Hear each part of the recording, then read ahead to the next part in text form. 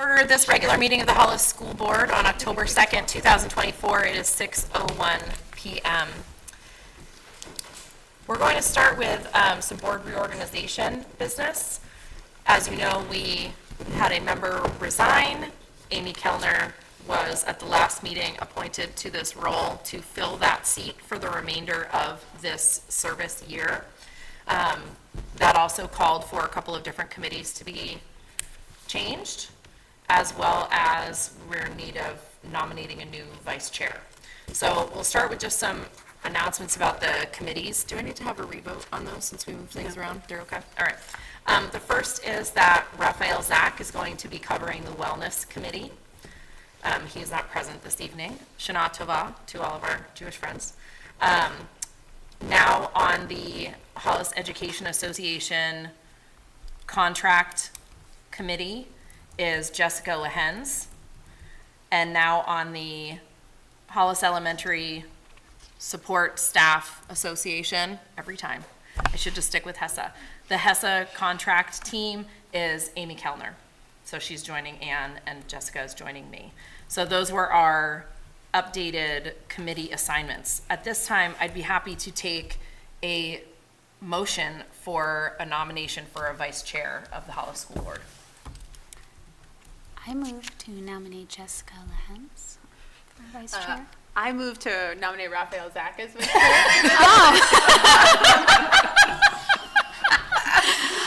I'll withdraw my motion.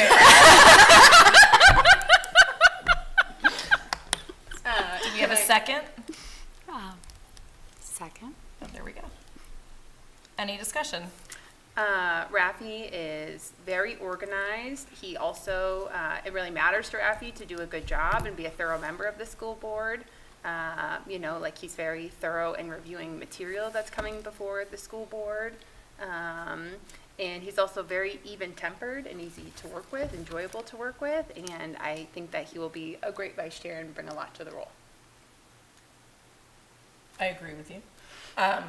Any other discussion about Rafi? Just verifying he's on board with this because Yes. because I've seen this happen before. Just want to be certain. Guys, he's not here. He's not going to come in and be like. It was discussed with him prior Fantastic. if he would be willing to serve, and he did say yes. Awesome. I should have nominated more quickly, Ann, sorry. All right, any other discussion? Seeing none, all those in favor? 400. Rafi, we look forward to you taking your vice chair seat immediately. Yes, we do. Thank you. All right. Oh, see, I went in wrong order. So the appointments, we already talked about those couple of things, so we can move on to there. Our next item is agenda adjustments. Gina, I have none. do you have any nominations, resignations, retirements, or correspondence? I do. Excellent. Good morning. Maybe. I hope this finds you well. Please accept my resignation from the position of special needs teacher at the Halls Primary School effective immediately. Thank you for your attention to this matter. Respectfully, Mary Elizabeth Rogers, and that was dated Friday. Was that September 27th? Yes. One moment, please. September 27th. Okay. Okay, I'll accept a motion about accepting the superintendent's resignation. No, just kidding. I'm sorry. The superintendent's resignation, sorry. Well, he's not here either, so. Andy! This is what happens when you're trying to read the script Intrigue. without I'll accept a motion to accept the resignation of Mary Elizabeth Rogers, that our superintendent-elect read, from the position of special needs teacher at the Hollis Primary School with an effective date of 9/27/24. So moved. Second? All those in favor of exception? Thank you. Acceptance, exception? I don't know, we're just gonna make more words today. Any others today? I have none. Okay, all crazies apparently. All right, and now we're gonna move into approval of minutes. The following of our Hollis School Board meeting on September 4th, 2024. The following amendments were offered. Page 6, line 7, replace projections with projection.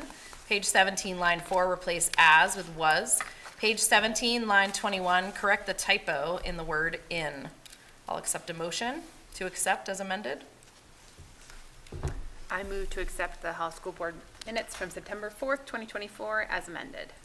Second, Second. any discussion? All those in favor? 300. Any abstains? Yep. I was getting you. I got you. Thank you. All right, and now we're going to open the floor for public input. It is a little earlier than we originally were planning, so I'll keep it open a little bit later. But if there are any members of the public who would like to speak, please come to the microphone, announce your name, and Street. yeah, Susan that works. Shea, Crestwood Drive. I just had a quick question.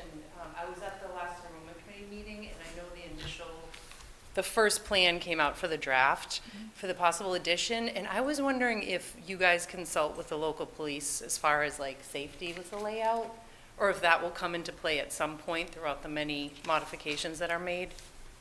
That's a great question. I'm going to defer to our enrollment committee member on that. Is that something you can answer now, or will that be answered in the deliberations later? We can discuss with the committee. The police department doesn't actually have jurisdiction over the actual SAU land. Yep. But with Officer Cush being on campus all the time, I'm sure casual conversations could take place. Yeah, you Please. absolutely can. Come on up. So, Can you please state your name for the record? Polly is Vicky, principal. So just so you know, with all of the emergency operation plans and everything that we have in place, there are, as far as like locks on doors and egresses and being able to exit the building, all of those things have to be up to code when we do that. And that will come a little later on as the plans get a little more finalized. But all of those emergency Evacuation. things that we have in place will be followed through with the possible renovation / addition. Yeah, so those all, they all come into play, I believe, a little later in the process when we're really getting into the nitty-gritty of what we need. Was your question, Susan, correct? Yes. Thanks, Susan, for being here. Yeah. Was your question also kind of about the new traffic pattern that's possible with this as well? More Or were of you a just talking about the safety- safety Yeah, building like with portion? I actually really like the plans with the location of the new office and how it's kind of separate. So I was just curious if at some point they would give their input on, what works and what doesn't. But I know that you guys have your emergency safety monthly meetings and stuff, but I didn't know if they would lay eyes on the plan too and offer some suggestions. The fire department also has to do that. Oh, yeah, okay. Correct. Okay. And any permits for buildings and stuff, they're all part of that process anyway. Okay, To make great. sure that the codes are all followed and things like that in order to Thank you. grant those. You're welcome. Thanks for being here tonight. I will leave, are there any other public speakings tonight? Okay, we'll leave it open for a little bit in case anybody else does arrive, since we did open early. At this time, we can move into the principal's report and annual presentation. Hi Paula, hi Candy. Hello.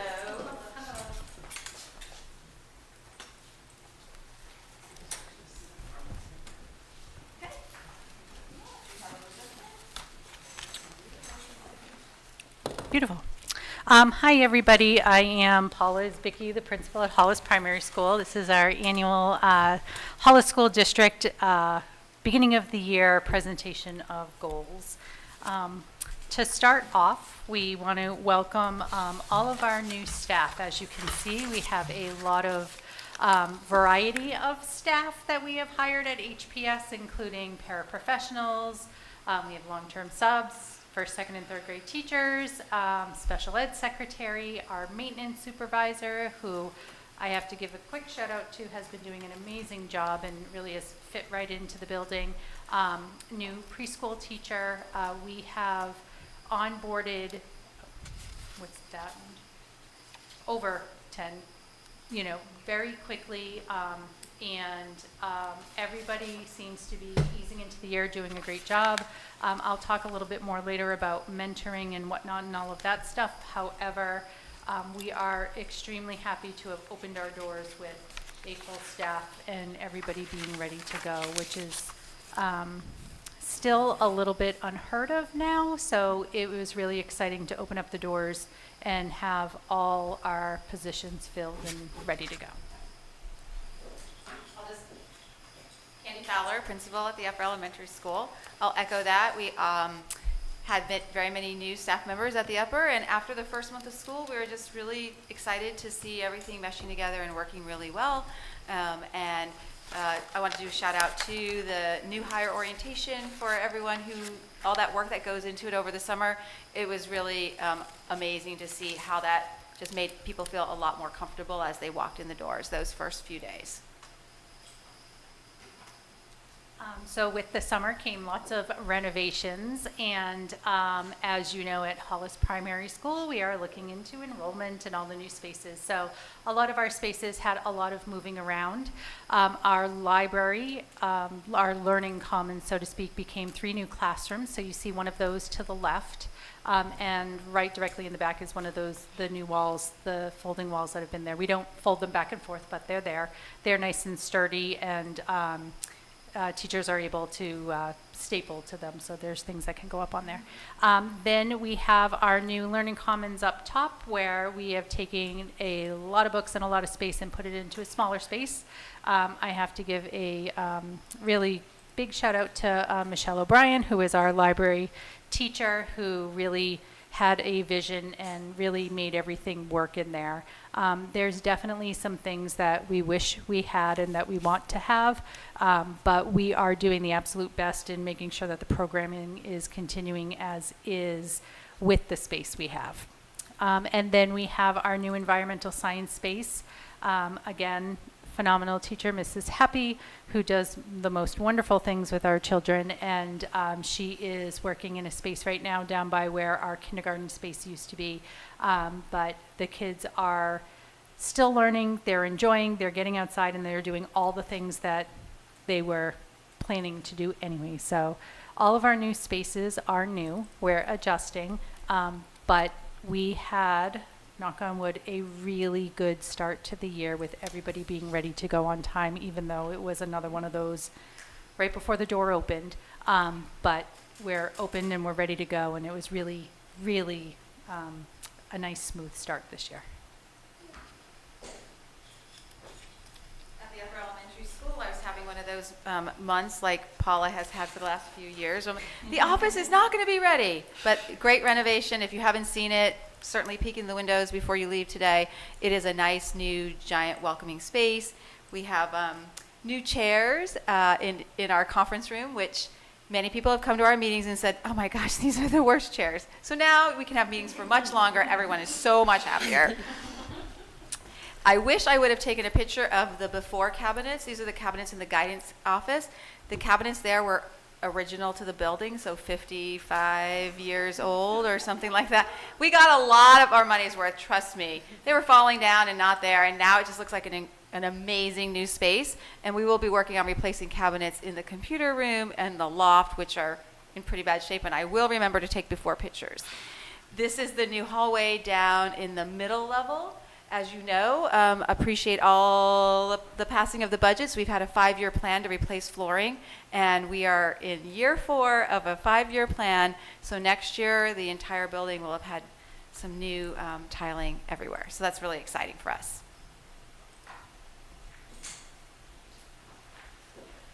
So back to the topic of choice, enrollment.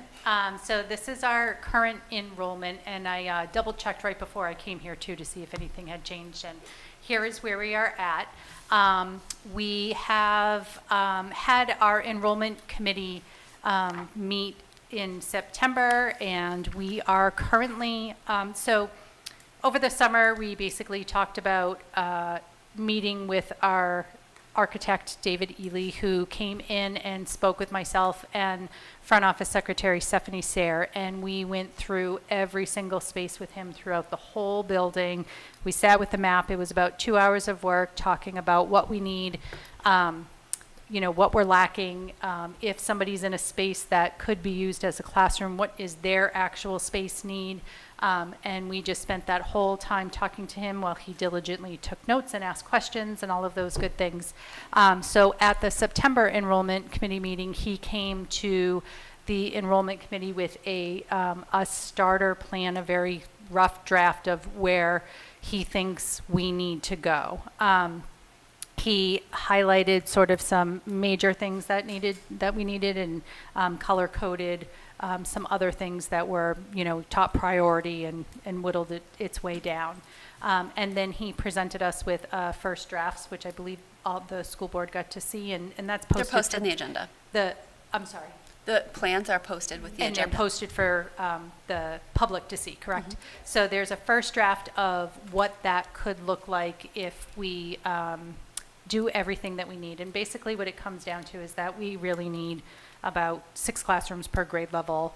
And we are at about 5 with spaces, other classrooms being used for different spaces. So a lot of the additional space that you'll see is more geared towards like some office space and things like that. That's because those classrooms can be freed up when we take that learning space and move it to a space that's more applicable to what that person is doing in the building.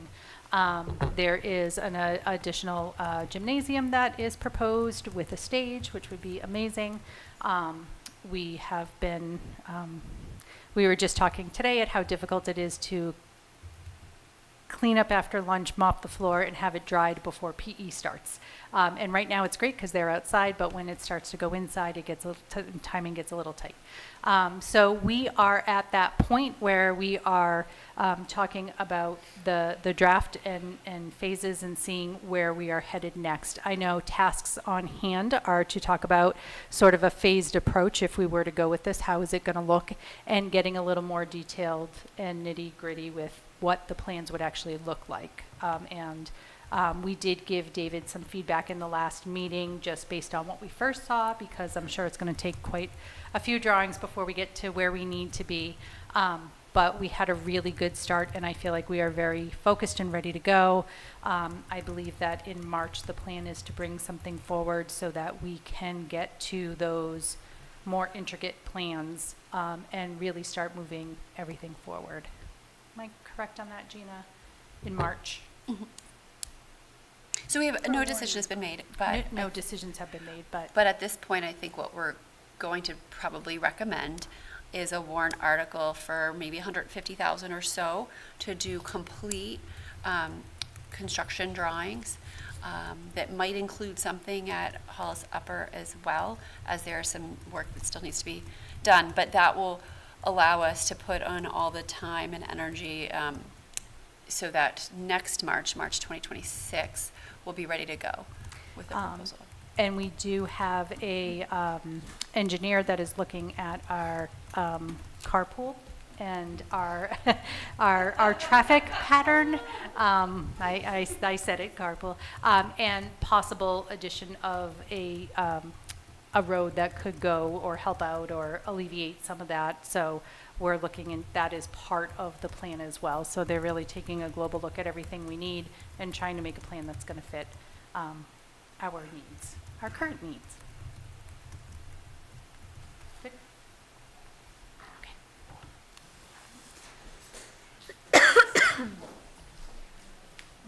Hi, I'm Abby Diaz, and I'm the curriculum administrator for the Hollis Primary School and the Upper Elementary School.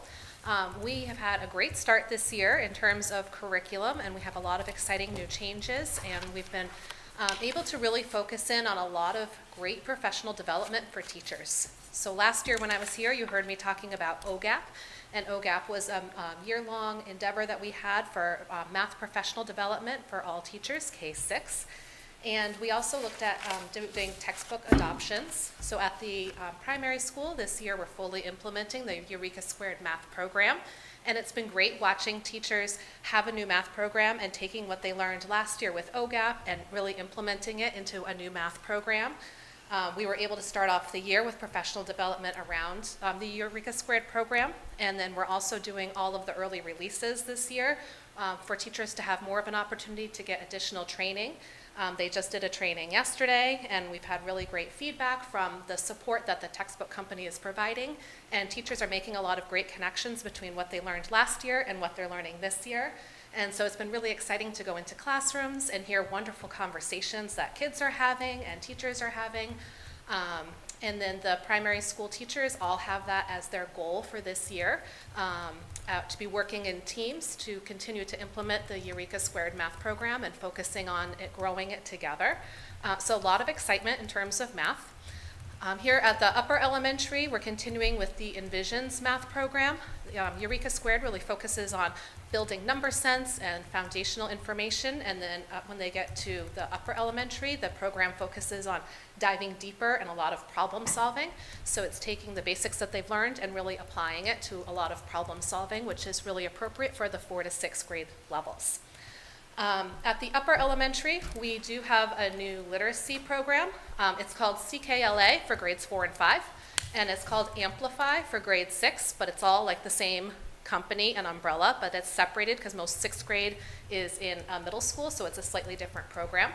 Last year, we focused a lot on the science of reading at the upper elementary school. We did a book study together, and we really focused in on a lot of reading comprehension and what builds reading comprehension for students, and that shift of learning to read and then using that to read to learn. So we looked at a lot of research on vocabulary. We looked at the research on building background knowledge to support reading comprehension, and really went with a program that is going to best support that. Can I just ask a quick question? What does CKLA stand for? Yes, sure. It is Core Knowledge Language Arts. Thank you. Yeah, thank you. And so the program, it really focuses on building background knowledge for students. So students will be talking a lot about science and social studies in their language arts classes. So they'll be, like in 4th grade, they're going to be starting, their next unit is all on the Middle Ages. And they look at it from a variety of different perspectives. And there's a lot of different places around the world that kids will be studying, different science topics that will be studied. 6th grade is starting a unit on investigations and mysteries, and it talks about a lot of different mysteries throughout history. So I think kids will be really engaged in the information, and it will be helping to focus in on their research skills and focusing on vocabulary development and reading comprehension. In the spring, once the primary school has had a chance to really get comfortable with our new math program, we're going to be focusing on more of the science of reading and professional development this spring. And then primary school teachers will also have the opportunity to do a mini pilot of CKLA for grades K to 3 to try out the program at that level as well. Some teachers have already started and have wanted to jump right in and are very excited about the program, and we're hearing great feedback from all different grade levels. So lots going on with curriculum. It's been a really busy start to the year, but it brings a lot of excitement, and I think teachers are happy to have something new and refreshing, and they're also excited that they've had so much opportunity to work in teams and to have the extra PD time that is with early releases. And having like a real clear focus of the school year. So I think that's been a positive as well. Abby, what's the name again of the math program that's continuing at Hughes? Envisions. Envisions, okay, Yep, thank and you. that's been here for several years. Is that going to be phased out now that Eureka Squared, like as the kids move up, or are you going to keep Eureka Squared and Envisions running kind of simultaneously? We're going to keep them running simultaneously for now. And I think that Envisions has like a really different goal for students compared to Eureka Squared. Eureka Squared is a lot of very hands-on, concrete learning. Lots of manipulatives are out in every single classroom for every single lesson. So it's really building their number sense. And then once they solidify that, K3, Envisions is more of an application and asks for just a deeper level of applying what you've learned about number sense, and has more of a problem-solving focus. So I think it's more age appropriate. Okay. I heard that you're doing Haggerty in the pre-K. Is that correct? Did I hear that correctly? Um, It's not here, but I've kind of heard through the grapevine Yeah, that you're so- using Haggerty. So No. both Hegarty and Kilpatrick are phonemic awareness programs, Yeah. and they are available for pre-K teachers. I can't speak specifically if it's being taught in pre-K, but they are used in K and 1 quite a bit as well. Great, Thank you. thank you.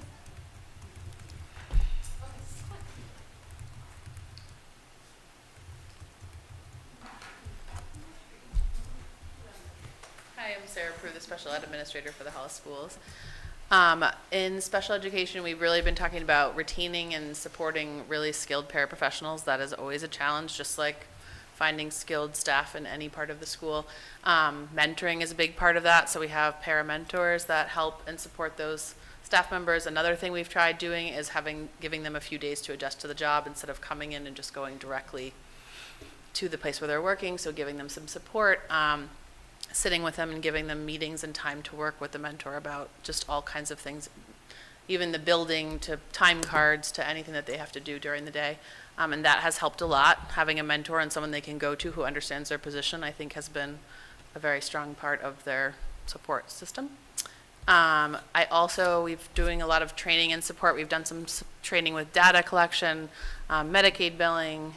This previous 2 days ago, we did some reframing behavior training, so I really want to bring more opportunities for paraprofessionals to participate in training.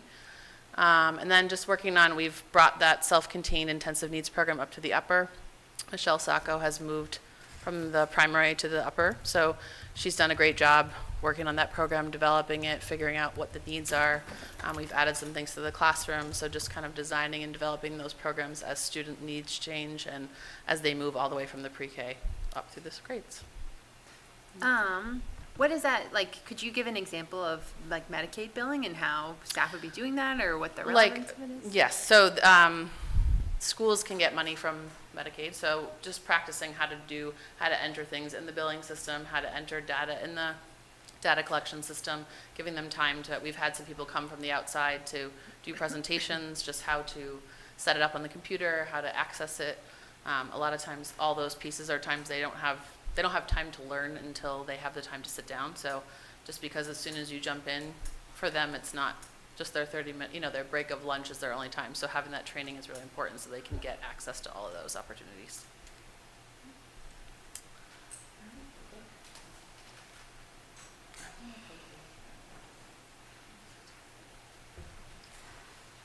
So one of the things that we've been working on as a district and within our buildings is mentoring. And I think when you are looking at retention in any job position, one of the key words is mentoring. And when we go into interviews, that's the first thing we hear is what does your mentoring program look like?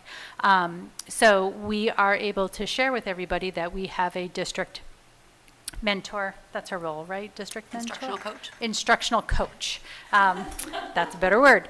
So our district instructional coach is Penny Courier, who works with all the building mentors. So every building in Hollis has a building mentor that is able to help and manage on a grander level as far as, when you, what the building does, just what are the nitty gritty of the building that you are in, different from the district level.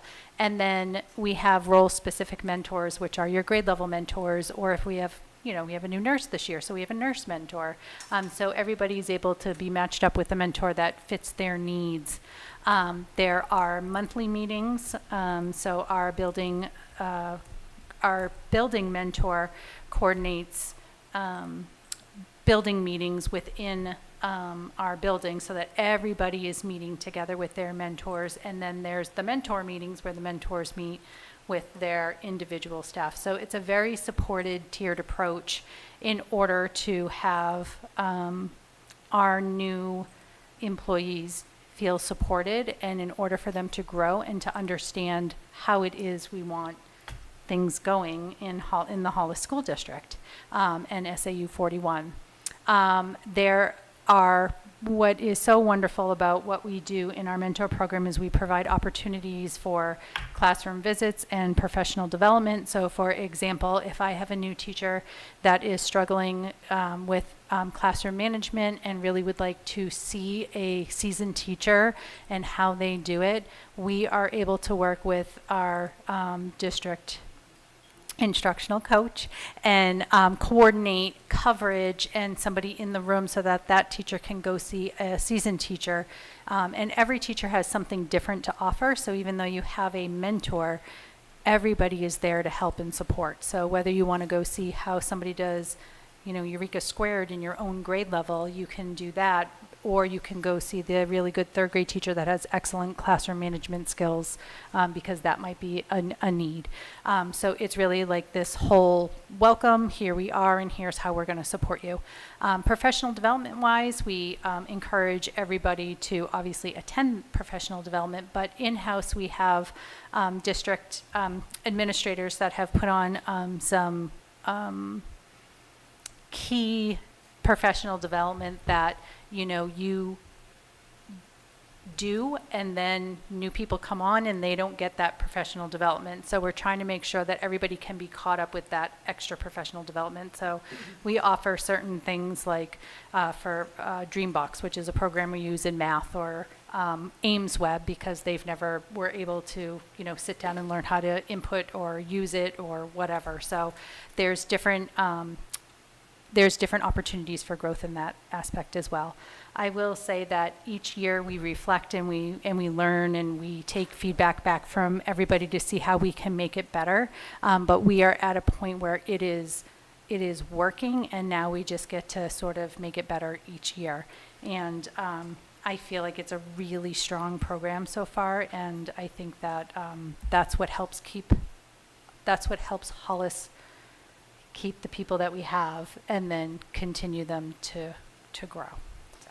Is mentoring required for new staff, Paula? Yes. And is it like 1 year of mentoring? Is it 3 years? Yes, so it's like a 3-year program, but like the first year is the most intense, and then each year is a different tiered. But there's also the opportunity for me as an administrator to talk with a new teacher and say, here's what I would like your second year to look like, because I feel like there may be some need on this end or some need on this end. So there's always that conversation of flexibility of what that might look in second and third years. I'm looking at our fourth, but not really our final goal. There's many more than we're not talking about here today. We thought we wanted to let you know about communication and how important it is to have that open communication, both in the schools and vertically with all of our teams and with all of our parents and students. So we're focused on building those strong connections. And just like you, we all have multiple ways to communicate, right? Text, voice, email, seeing someone, right? There's so many ways. So we're trying to find better ways for us to make sure that parents get our messages. And to that effect, we have a new alert system called Parent Square. How many of you have it? Come on, let's hear it. Wait, well, only one person clapping? Everyone should be clapping. It is really good. It's easy, right? You can swipe through it. It's a little bit like a Facebook feed. All in one thing. Okay, I'm loving to hear that. Yep, that was what. So the Parent Square is just making it really easy for us to send that quick message. You might have noticed if you're at HPS that Paula sent out a few things on early release saying the bus just left. We hope this helps you see what time it's getting there, as we wouldn't have been able to do that with the old system. It was too cumbersome for us to stand. I'm sure, Paula, you were probably outside. You could send that right from you're doing bus duty. That's how simple it is. So trying to make it really quick and easy, short, lots of short messages versus a big, long piece. Classrooms are using it. There's a message feature, so now I just have a quick thing to say to you. I don't have to send this big, long email. I can be like, hey, I just want to quick message you and say, had a great conversation with your child today. Talk to them about, the Geography B trophy or whatever. And I just think that'll be really exciting.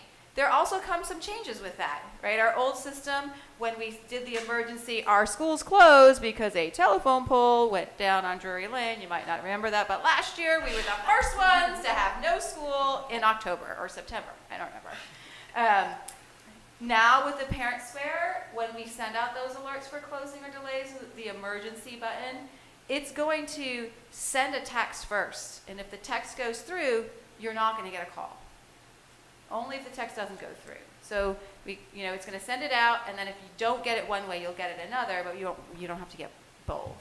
And I think that's just going to be another addition that's going to be exciting. And we'll put that in newsletter and everything. But it's been fun, and I'm glad to hear at least one person is excited about Parent Square. Very enthusiastic. I know. I'm like, I did not pay her to say She works for anything. them, it's fine. You can customize your alerts, you guys. If you don't know how to do that, let me know. I'll show you. It's She'll offer PD. So one of the things that we're really excited about is the forms, the conference forms for signups. Hopefully that was an easier process for you. The field trips that has everything right there electronically. You don't have to fill it out with paper and pencil. You don't even have to send in cash or check. You can pay electronically. And so just a lot of things that I think is going to move the communication forward for our district and hopefully make those lines easier. I've already had a few parents who, when I send a message, they can just comment back and I can comment for them, and it just seems like really quick. And a few people have said, "Oh my gosh, you're already answering me?" Yes, because I got a little buzz on my watch that said you were, So it is really nice. And then we'll continue with Pickup Patrol. That has really, really helped us keep everything organized and in order. And once we saw how that was working and how simple it is for a parent to say, "My child's going to be absent today," you don't have to call the hotline, you don't have to find that number, you've got a sick child, whatever is happening, you can just click there, or you can, you know what, I thought I was going to pick up, but I actually need my child to go on the bus. I can do that very quickly, and most of the time we all have that mobile device with us. Instead of trying to go, "Oh my gosh, where's that email? Who do I send it to? Or what's the phone number?" So just trying to continue to build that communication. We do love talking to everyone. We do want people to still call us and send us emails, but we're trying to make those forms of communication easier, and I hope that's coming through with the new things that we're trying.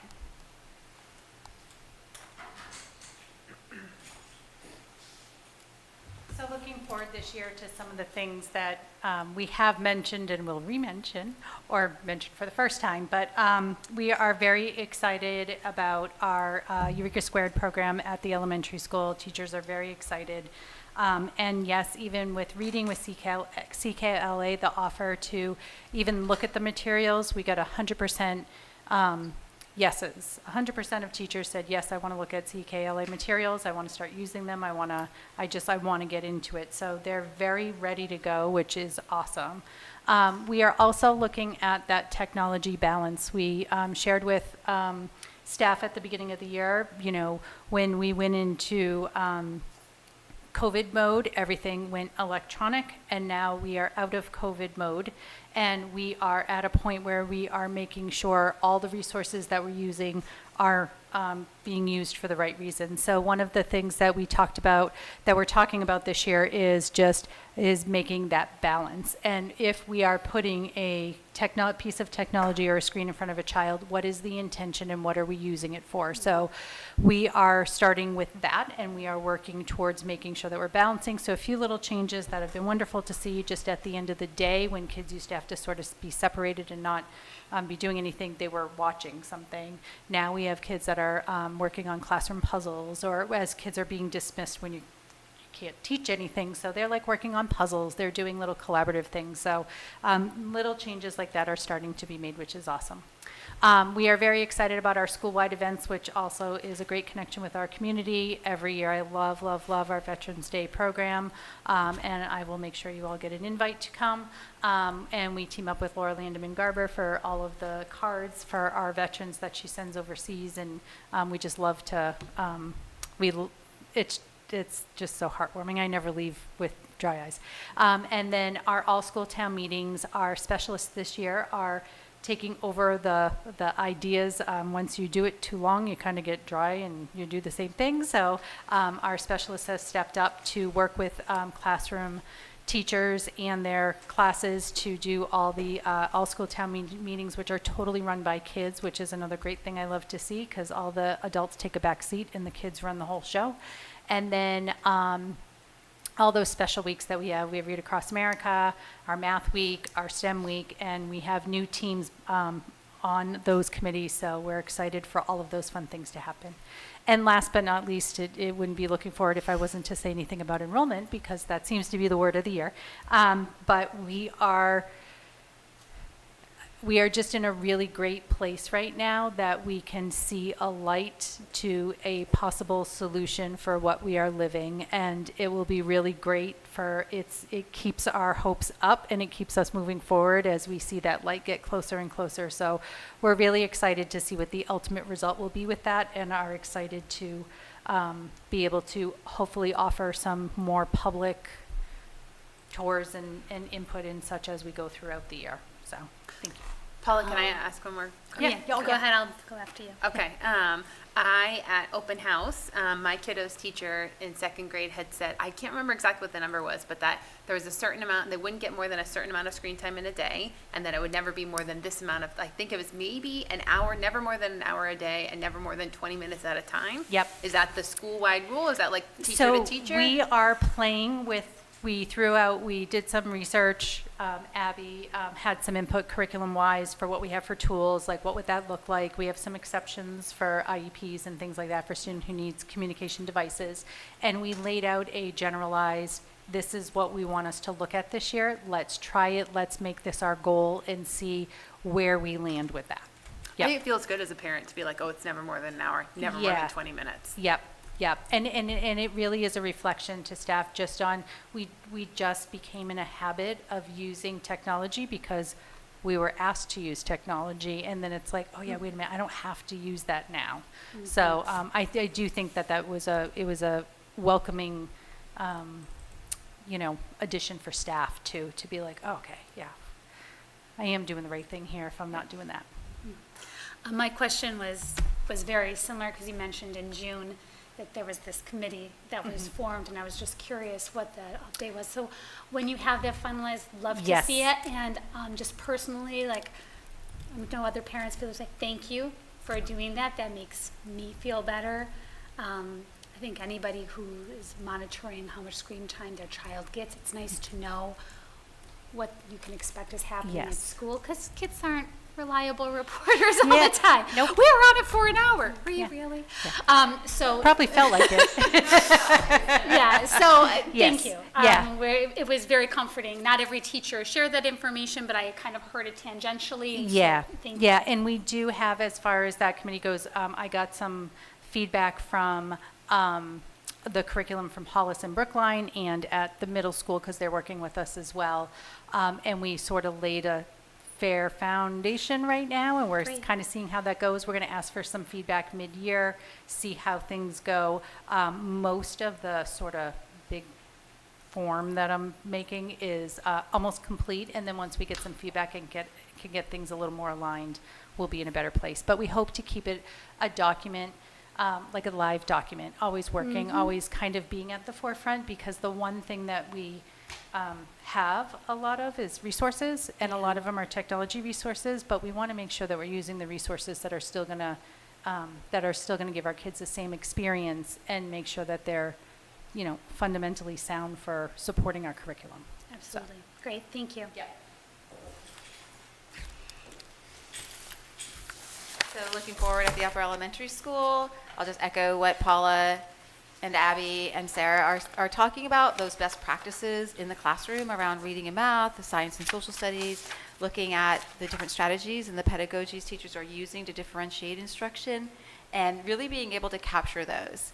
So with any new program, Abby and I were just speaking about how excited we are to see it in action. So we told the teachers we're going to be coming through and doing our observations and our walkthroughs during those lessons. We don't expect everyone to be perfect, but we do expect everyone to be using it and asking those questions. And it is a real delight to see that when you walk through your K-6 building, and I'm sure as they walk through the primary school, just to see how fun and excited and engaged the students are and the teachers with this new learning. So thank you for supporting everything that goes goes along into that. We do have lots of school-wide events here. They are really fun for us. Veterans Day and Memorial Day are two of my favorites because we do invite the veterans in. They're so thankful to come in and see the kids. And every year they say things around like, wow, your kids are really amazing, or that song was great, or those poems were amazing. They just don't have a chance to interact with students as much as maybe some of us as parents do. We have students versus teachers volleyball. I don't think that will ever go away, but so far we have a 22-year streak of winning. They can't say that at the middle school. I am still taller than most of the students. And then, we have this great student council who really works hard to find different things that are important to the students. And this is a super fun month. You probably got the little parent square notice if you were at the upper elementary school. But kids love animals, and if they read a book in a certain genre, the student council is going to donate $2 to a dog, and it's all going to go to the MSPCA. And they are reading a storm up. It's only day like 2 or 3 of this, but they're super excited to have reading be the focus and really making the difference for an animal. And they came up with that. Like, that's just a fun thing. Like, I wouldn't have thought to do that, but the kids thought of that. And then we have Abby Donnelly, who is the media specialist, who put into action. So just different things that we can find a voice for students. So Spirit Week used to be my thing. Like, I would love to plan Spirit Week. That has been taken out of my hands. The children are planning Spirit Week, and they're doing a great job. It still has to get Mrs. Fowler approval, because let's face it, we're not going to wear pajamas every day. But they would do that. So just some fun things for them to do. And then as we move forward, thinking about how do we honor all the work that is happening in the building. So we've created some different awards. The SOAR Awards stand for looking at community service and having kids reflect on how do you make your world a better place.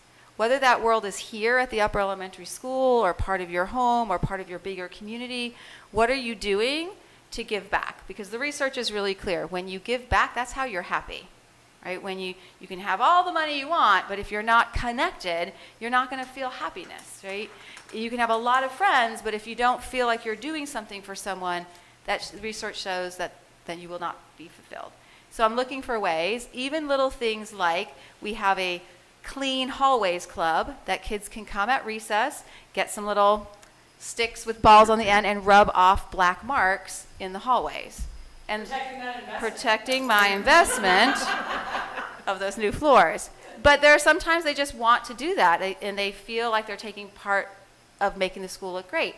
I did have the custodian say, why are you having them do that? That's kind of our job. And I said, well, they need to feel like this is their school. And they're like, oh, great. So they gave me more sticks. It was great. Yeah. So just thinking of ways that they can pick up trash outside. They can help a garden look better. They can, at home, if they're, sometimes chores you get paid money for, but sometimes you're just doing them because it's how you make your community work at your household. But what if you do that same thing for a neighbor? What if you notice that neighbor needs help with the groceries, or, so you can get volunteer hours for that and really work towards your SOAR award, which means when you get promoted in 6th grade, if you have 30 hours, you get a gold seal on your certificate. If you have less than 30, but at least 15, you'll get a silver certificate. That's a big deal for kids. So finding ways to do that. We have wing awards, which we talked about before, for growing your strong wings. And then we also have presidential awards for academics, which have to do with working 4th, 5th, and 6th grade, getting A's on your report cards, being at a certain level for your assessments. So what do you want to work towards, right? When you're in 4th grade, what do you want that to look like? And helping kids realize you have the ability to make choices for your future right now, even though you're 9 and 10 and 11, without being super oppressive in that. So just trying to find those ways, and that's what we continue to do at the upper elementary school. If you look at the picture I put on there, it's called Wildlife Corridors. Our environmental science teacher, Roisin McElroy, really looked at how are humans helping animals. And all of these corridors around the United States, making sure that deer can get across a major highway by putting a bridge that's actually made out of trees. That crabs can go underneath a highway by making it look like that's the underground instead of walking across. And the kids are like, wow, humans are doing that, right? So we're just looking for lots of different ways here to help them see how amazing humans can be in affecting their world. So that's what we're doing. So thanks for your time on behalf of this amazing administrator team. We appreciate I don't know how long we took of your time, but a half an hour at least, shouting out the great things that are happening, and we couldn't do that without your support. Thank you very much, everyone. Yeah. This is always one of my favorite presentations, so thanks for coming, as always. I would like to dismiss my amazing administrative team. Absolutely. And hoping that maybe Paula could stay a little bit longer just in case there's discussion in the enrollment committee that might involve her. So. You can go, but not you. You stay. Thanks, Abby, Sarah, and Candy. Appreciate you. Yeah.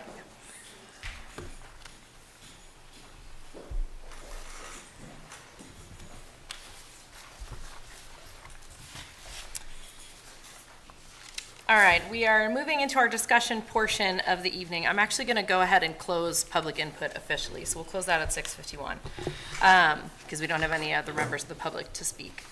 We're moving into our discussion portion, starting with the FY24 year-end revenue expense report. Okay, so in your packet, you have the FY24 revenue year-end expense report. The auditors have completed their field work, and we survived another year. Everything went well. We ended the year with a fund balance of $463,141. This is the amount that will reduce the taxes for the taxpayer. This came about by, we had, after the final audit, we had the unreserved fund balance of $921,111. And with that, we fund the trust funds and the retained fund balance that you all voted on in March. So the SAU Building Trust, the Facilities Maintenance Trust, the Special Ed Trust, and then the retained fund balance of $284,000.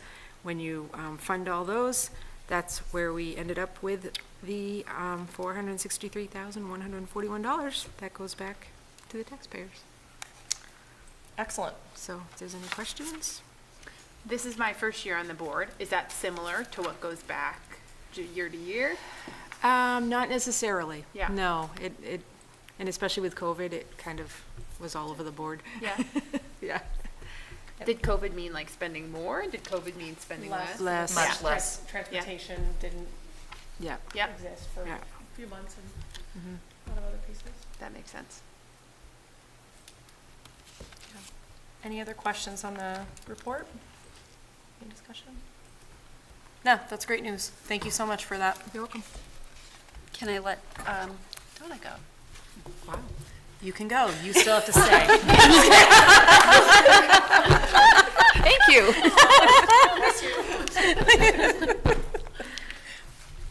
Appreciate you being here. But, it's the enrollment All right, committee. but it is the next portion, so we should be okay. So our next point of discussion is the enrollment committee update. Keeping with that word of the day is enrollment. Well, thanks to Mrs. Vicky here, you got a lot of the information that happened at our enrollment committee meeting. I guess the only thing really to add is that we finished the meeting with some to-dos for Dave and very specific action items to be working on before October, so we're looking forward to hearing from him. I believe our meeting is October 16th, but that is on the website. I can check that date for you, actually.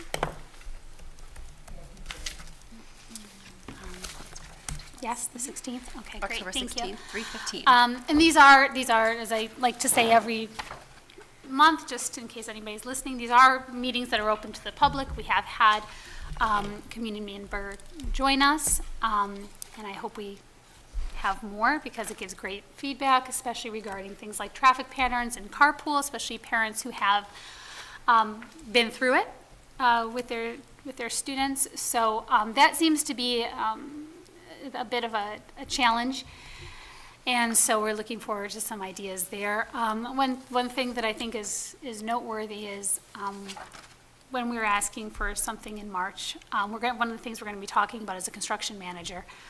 Dave mentioned that it's never too early to get somebody on board with that.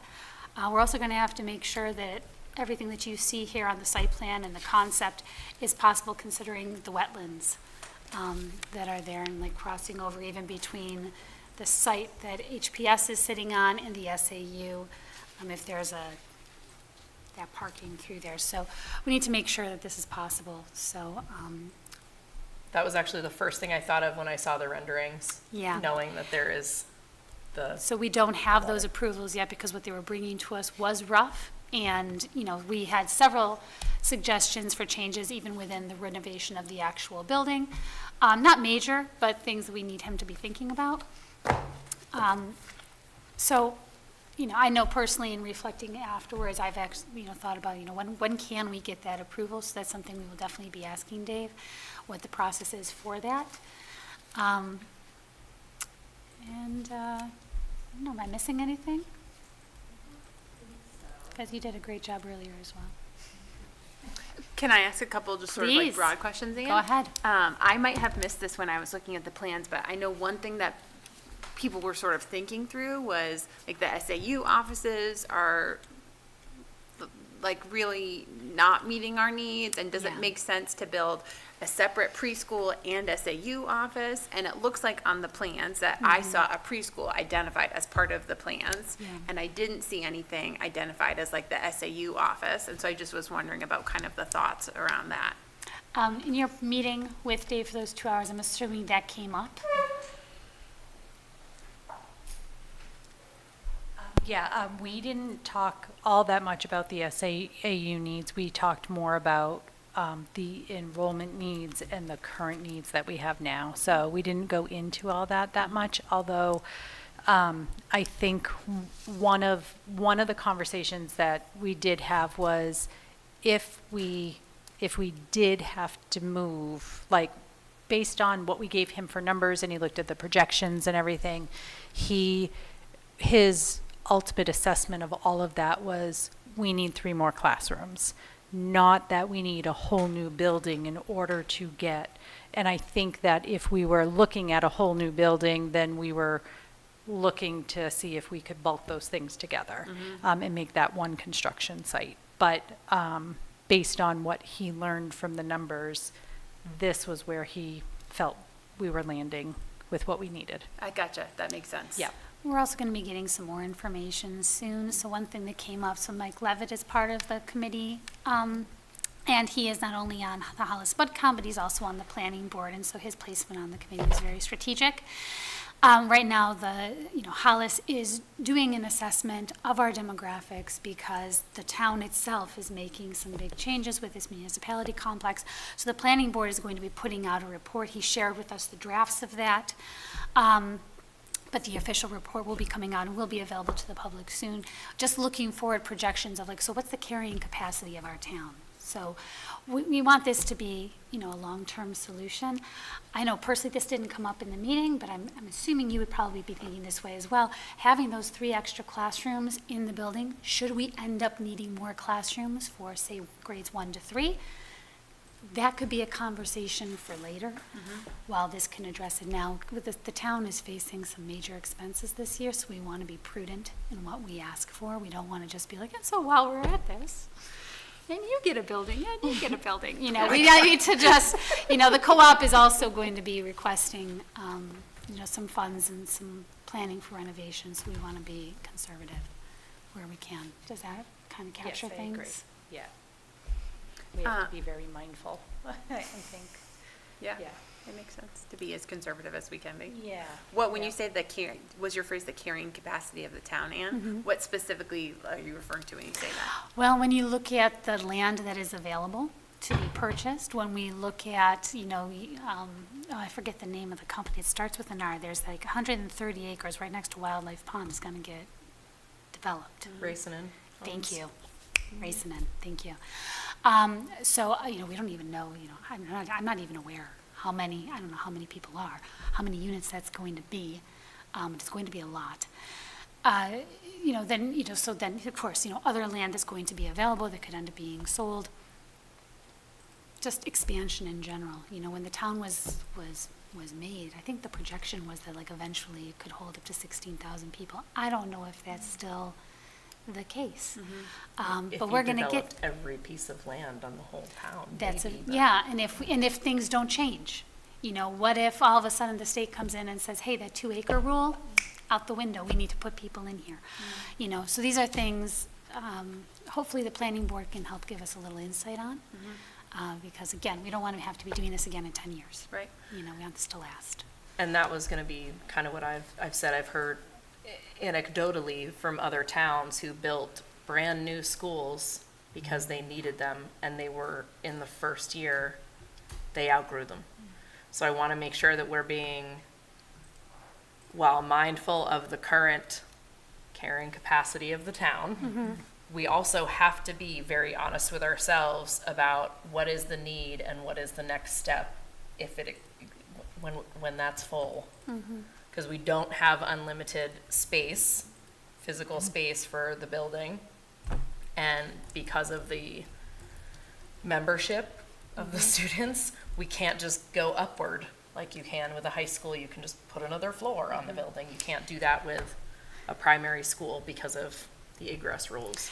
You know, it might be, and this is just Ann talking, I mean, this has not come up at the enrollment committee at all, but in hearing you saying that and thinking about how the co-op is having some issues right now as far as at the middle school level, it might be worthwhile to get our committees together, because don't they have an enrollment committee? They have a facilities committee. Facilities committee.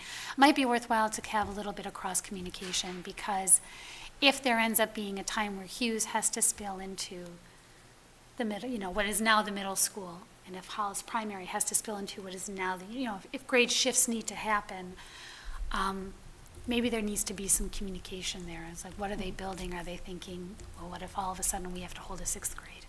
You know? Yeah. I'm sure the co-op looks at some of that, they're watching our enrollment pretty carefully anyway, because it feeds directly in from both us and Brookline, obviously. So if Sure. our 6th grade is mass, didn't we have that 6th grade bubble that one year that was just huge? Now they're all bubbles. Now they're all bubbles. All the bubbles, yeah. Remember when it was just the 1 grade? Yeah, That I was, remember now. Yeah, no, but it was, yes. yep, and so that was one that was it was a lot for the co-op to take in with it coming from 2 different towns. So I just want to make sure that we're being very honest with ourselves in asking for what we really will need, because it's not a good position to be in if in 2 or 3 years we're like, oops, we underestimated, knowing that there's all this building going on and stuff. So those are my 2 cents. No, I trust the work of the absolutely. enrollment committee, And, though. and you know, reserving that idea of a combo SAU building, pre-K, kindergarten, et cetera, reserving that idea, you know, for later. Sure. Kind of gives us a little wiggle room too, because then if that were to happen, and I wouldn't assume that would be any time in the near future, but if that were, then those build rooms would then open up in the primary school. Yeah, and I just, for those watching at home who aren't familiar with, we talk about the SAU building at this meeting is because we own the property at 4 Lund Lane, and we are the landlords for the SAU 41 staff who rent that building from us. And so each of the 3 districts in SAU 41, ourselves, Brookline, and Co-op, each pay rent to pay the Hollis School District. I know it sounds weird that we pay into something to take the money in and it goes into a trust, but we are the landlord. So that's why we always talk about the SAU building. The building is our responsibility. The SAU is our tenant. So I just wanted to be clear for some people that we're not taking on Yes. the burden of the SAU just because, on behalf of the other 2 districts, it's because we own the facility itself. And the property. What were the action items going forward for? Let me pull up my minutes. Give me one moment.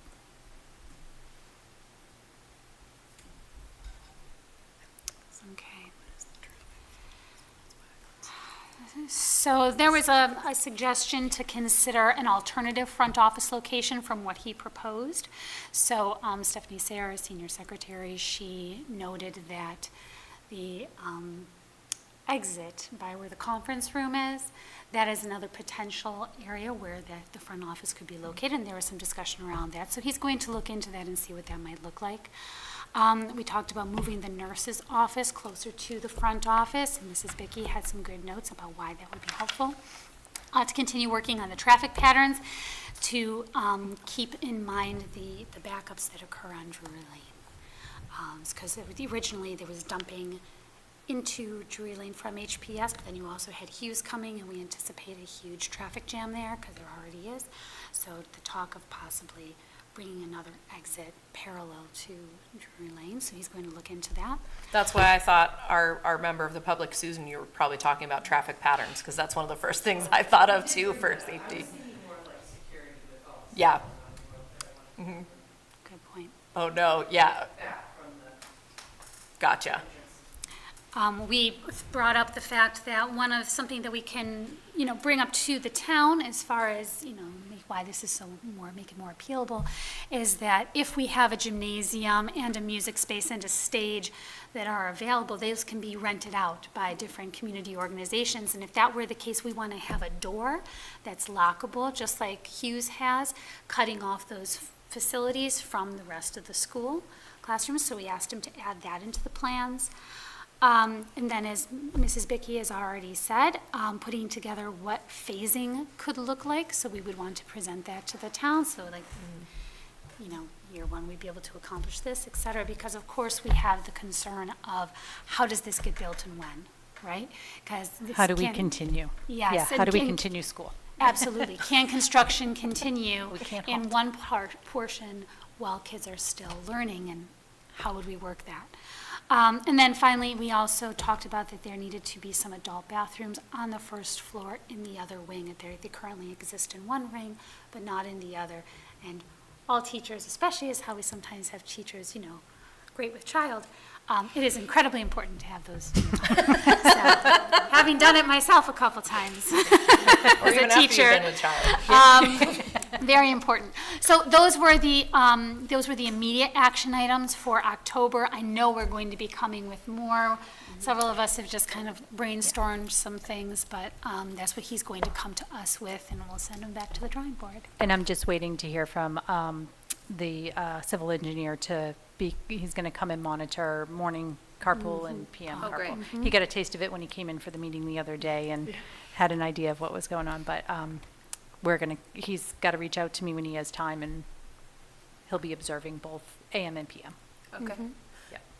I don't know, to Susan's point about safety and security stuff, we've done some renovations around having safety glass in and things like that, but I don't know that there's a point in the process where people are talking about materials yet, but I would assume that we would just be using the safest materials that we're already doing renovations to add in. Yeah, and they would be putting in that kind of bank teller window entrance, just like there is in Hughes, that would be able to be put in. So and before we started this process, the talk was how that was going to happen at the current front office location, right? Well, we're going to put that on hold because we may completely now move where the front office is, and so there would be a whole different design there. So yes, we'll be in line with the standards that have been given to us from Homeland Security. Yeah. Just from directly. the small, which seems so small now, renovations that we've had, we've definitely had a lot of talk about safety latches and door locks and all of that stuff, and that comes way down with the nitty-gritty when we're getting ready to talk about materials. Yep. And if anyone hasn't been following with all of our meetings, that was another reason why we were so apprehensive about and really negative regarding the possibility of portables, because it just takes away all of the efforts of safety, especially this day and age. So Yeah. Thank you, Anne. That's a lot of work. Thank you, Paula. Yep. You can go. too. Paula, you can go. Just kidding. Thank you for being here. We appreciate you. That is a lot. I look forward to the next meeting and next update. Thank you. All right, our next section is deliberation, to see what action the board will take regarding the proposed policy memo. I will take a motion. I move to approve the recommendations of the Hollis School Board Policy Committee as per the memorandum provided as part of the agenda packet. Second? Anyone want to second her motion? Second. All right, discussion. So if you look at we just sort of had like restructured how we present some of this. And so have a single memo with all of our recommendations, as well as having all of the individual policies there. So we presented for a third read and adopt with no changes, IHBAR, Programs for Students with Disabilities, Section 504, Notice of Parent and Student Rights. Is it helpful if I read through all of our things here? Or should I just let people? Do you want her to read them into record? Gina, do you think would be helpful, or is it? We can approve as an entire memo. We can talk about the changes that we did incorporate. Yep. And I can help you with you. So why don't you go ahead and read through the memo, Jessica, because we've done that a couple of times when Mr. Corey, Superintendent Corey, has had to put some in, kind of put it Great.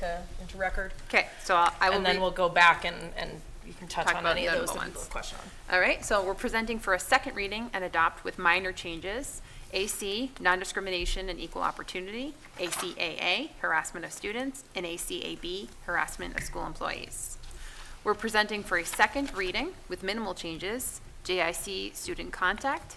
JICD, student discipline and due process. JJJ, access to public school programs by non-public students. And EBCH, hazardous chemical safety provisions and hygiene plan. We're presenting for a first reading as new to the district, ILD, educational questionnaires, surveys, and research. ACAA R1, student discrimination and harassment complaint procedure. ACAA R2, student sex discrimination and harassment complaint procedure. ACAB R1, employee discrimination and harassment complaint procedure.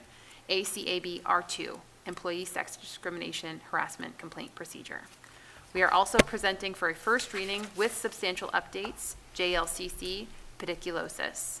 And we are presenting to present for to be rescinded after the adoption of ACAA R1, ACAA R2, ACAB R1, and ACAB R2. To be rescinding ACAA R, the Student Discrimination, Harassment, and Title IX Sexual Harassment Complaint Procedures, and ACAB R, Employee Discrimination and Harassment, and Title IX Sexual Harassment Complaint Procedures. I can pull up my notes from our policy meetings, but also if people had specific questions about any of those. We had made major changes to pediculosis, which is the lice policy. Could we just? Yeah, you want to start, Mary Ann? Because I have not seen this done in this way before. Sure. It feels like a proposal to kind of like just blanket approve everything at once. We're going to talk about every one of them, and we wanted Great. the policy read into No, record. that's great. So I'm just wondering if we could just go in order, so that way, Great. it's gonna feel more organized in my Sure. mind, that way we can also go through Dawn's outline too with all the notes from previous meetings. Yep, I think that makes sense. Thank you very much. Let's see. So the first policy there, presenting for third read and adopt with no changes, IHBAR. Let's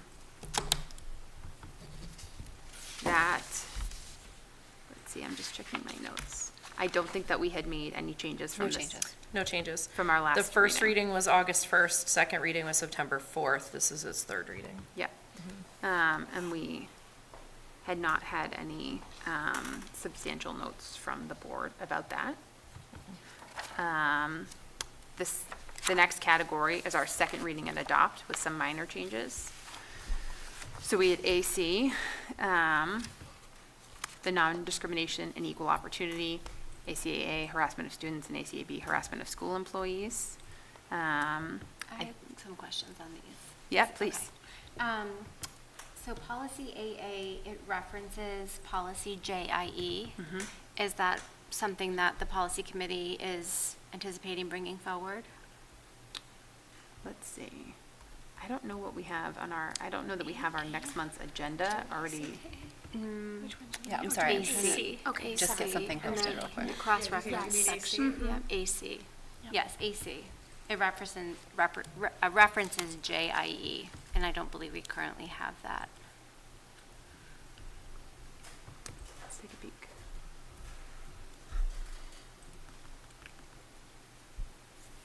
I see, in the related policies. Yep. Sorry, give me one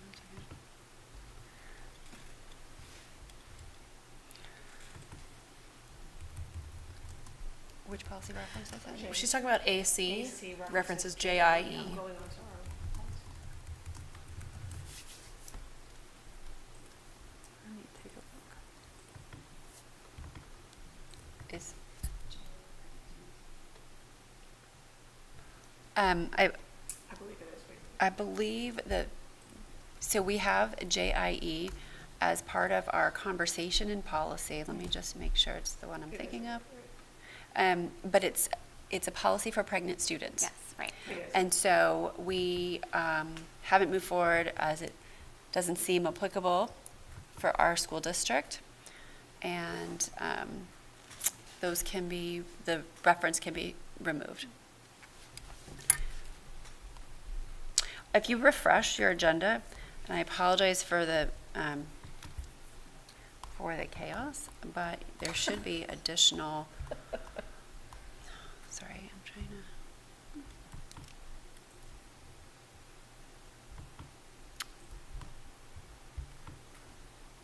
So also in addition to feeling like JIE wasn't super relevant for some of our students, the accommodations laid out in JIE felt like reasonable accommodations and like, you know, making sure the things that we do anyway for students, you know, like making sure students have a desk that works for them, making sure students who need to go to the bathroom are able to go to the bathroom. And so that was part of our thinking, is that there are already accommodations that we provide without needing to be creating a separate policy for it.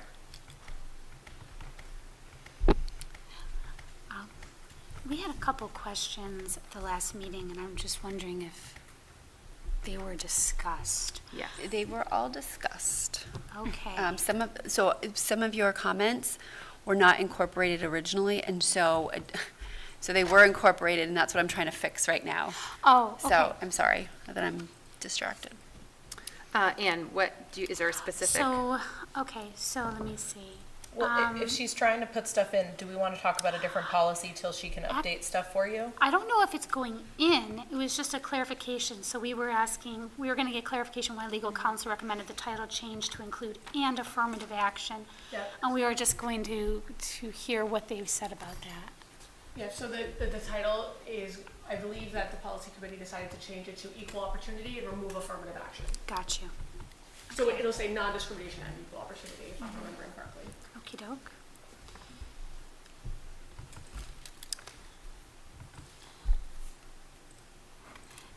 And we were also curious, we didn't really understand what was meant by genetic information.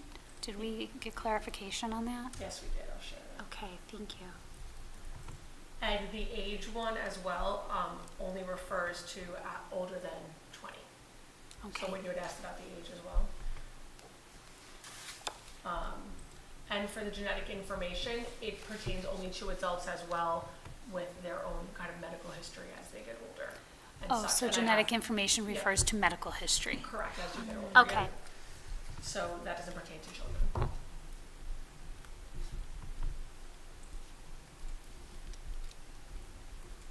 It's interesting, that's the verbiage. What would child's medical concerns, the child, would it be covered by anything if you had a child that was medically fragile or anything Well, like they're that? covered under other. Okay, policies and I just wanted to make processes. sure. It's not, yeah, that's a different. Okay, thank you.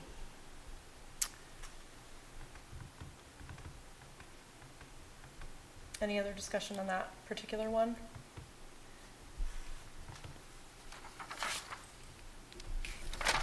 That's all. That was the IHBA-R. That was That was AC. AC. And then, did you have follow-up questions on ACAA or ACAB to go through? I think both of those policies also reference JIE. So to remove that reference.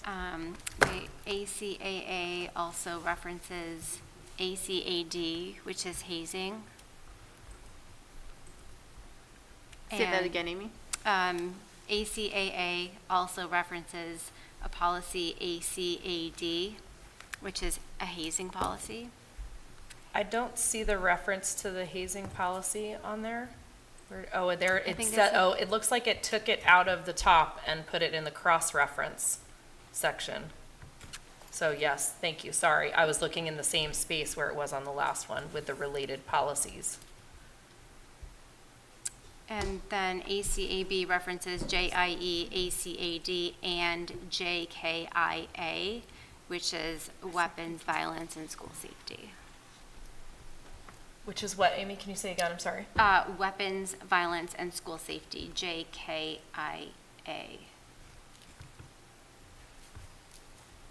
I think it might just be cleaning up their references if we don't have those Right, that's what I policies. think. Yeah, we would go yep. through.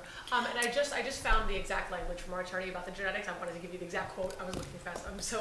Genetic information relates to information about an individual's genetic tests or those of a family member. These only apply to employees, not to students. Okay, thank you. So you have the exact language. Okay, thank you. Last time for ACAA, I had asked the question about who is confidential employees, and Ms. Bergsuck said that we don't have any, but I still see it in the language here. I think that was supposed to be struck based on what you said last time. Yep, so for some reason, there are multiple versions posted.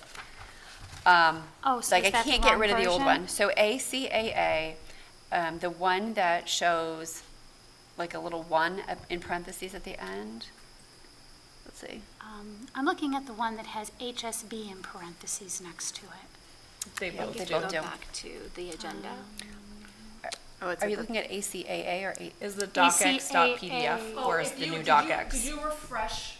I thought I Your did, agenda? yeah, because I just Scroll further logged down. All the in. way down to the bottom of the policy attachments. Okay. There's now another new one. ACAA dot blah blah blah dot docx parentheses 1 Okay, hold on. It's about 6 or 7 from the bottom. from the bottom. Yeah, it's all the way down. I just realized I was scrolling. There's a third boy. one Oh, on gosh. there that's Yes. a docx, and then go up a little bit and you'll see the docx dot parentheses 1 dot PDF. So that's the one that's, Yeah, okay, so 162 KB, okay. Yes. I'm trying to pull them up. Okay, And so oh, you this will is see that different. it's struck, the confidential employees is struck on that one on page 2. Okay, yes, I do see that. And so then, what is this? Beautiful trees.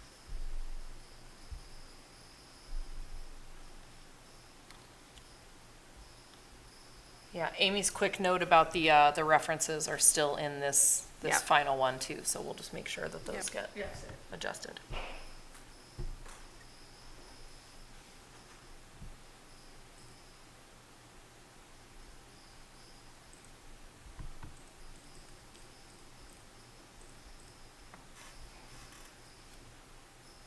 Okay. It has multiple versions. Okay. Can you rename them? But they're not deleting. And then ACAB. So that would be the one down here then. No, because they're old Is that correct? attachments. Is that going to be the most I recent know. one? I think so. So I'm trying. Why is it going there? Oh, how did that just happen? Another piece that was updated in ACAA, AC, and ACAB is the race Yes. was defined with language that was pulled straight from the RSA as opposed to interpreted language. So it was understood where it came from. Good, thank you. You mean what's been added now is In coming parentheses, straight from, Mhm. got you. Mhm.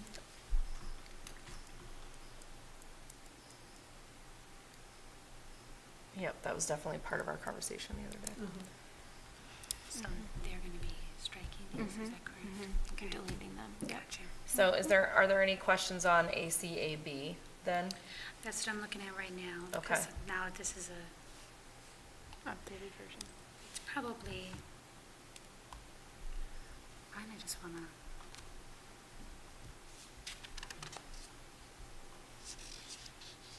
Gina, so is the one lowest down ACAB the new one? Correct. Maybe? Or is it the one? Yours looks so different. For mine, it's the lowest one. I'm not sure.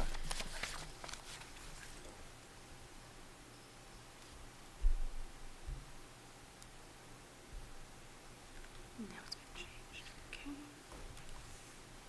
just wondering, it looks like we were planning to waive the third reading on these and adopt tonight, and I'm just wondering with the confusion with the versions, if it makes sense to hold it for a third, or if there was a reason why we were trying to The adopt reason them why is tonight.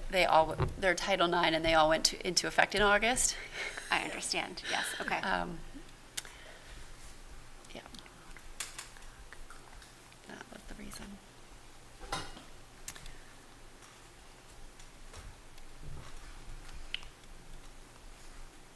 Do we want to continue on to JIC? I do, but when I opened up that last policy, for whatever reason, something popped up on my screen and I can't come back to where Don't we click were. on it. No, it was like, it had to go to Carol Tyler's gonna pages for walk in some here. reason. I don't know why, and now I'm, why can't I get that back? All right, I'm gonna have to open another window. Darn it, why did that happen? Do you want to come look at my screen? Nope, Would that if be you can helpful? go ahead and move on, I'll just log in again. You're totally fine. I think on JIC, you have that listed in the policy as a second reading with minimal changes, but we're not looking to adopt those this Correct. evening.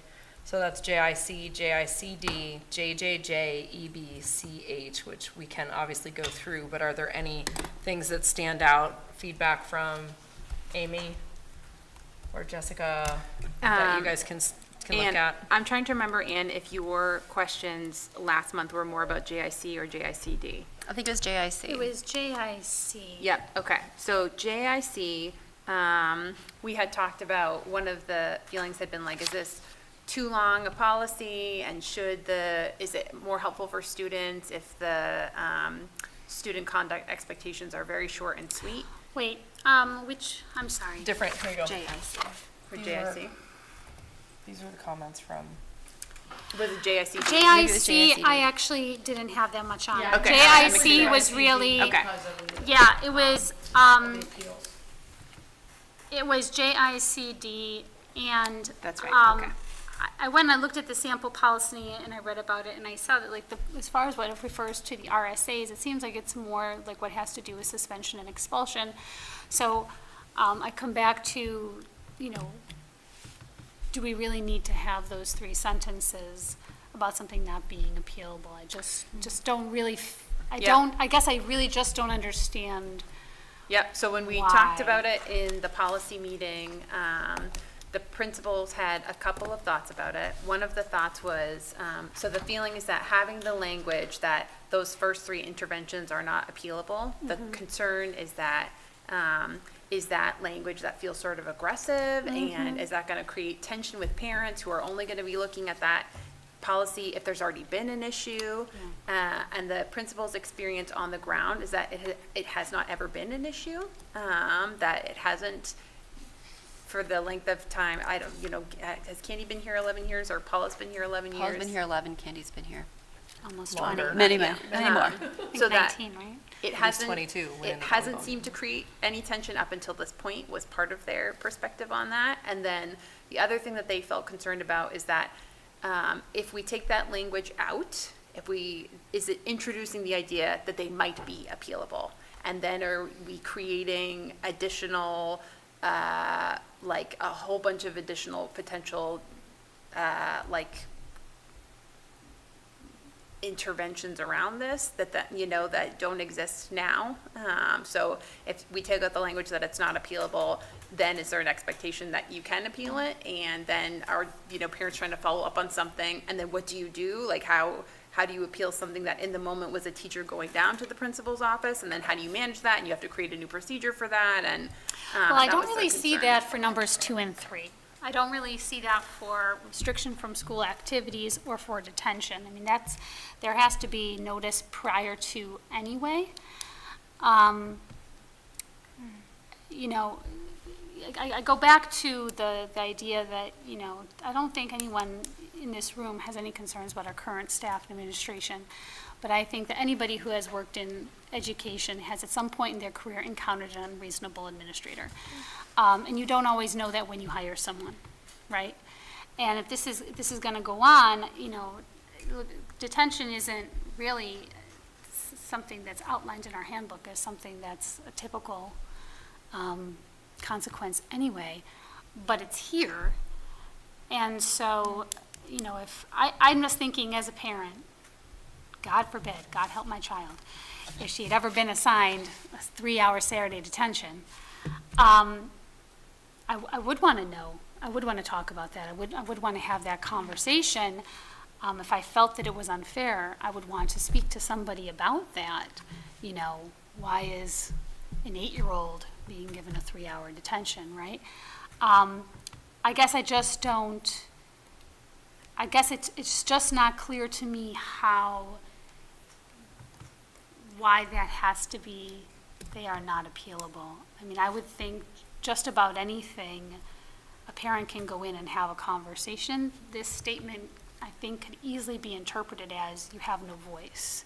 Whereas not having it, it can be, well, this is the policy and this is how we're going about it. But someone still feels like they have a voice. My knee-jerk reaction, I'm someone who I don't anticipate ever having an issue with this in my life, my knee-jerk reaction was, geez, that just feels like you're shutting the parents out of the conversation. One part of the language that got added in hopes to address that was the language that says the type and duration of discipline are within the discrimination, Yes. but are also based off of the age of the student, the severity of the, you know.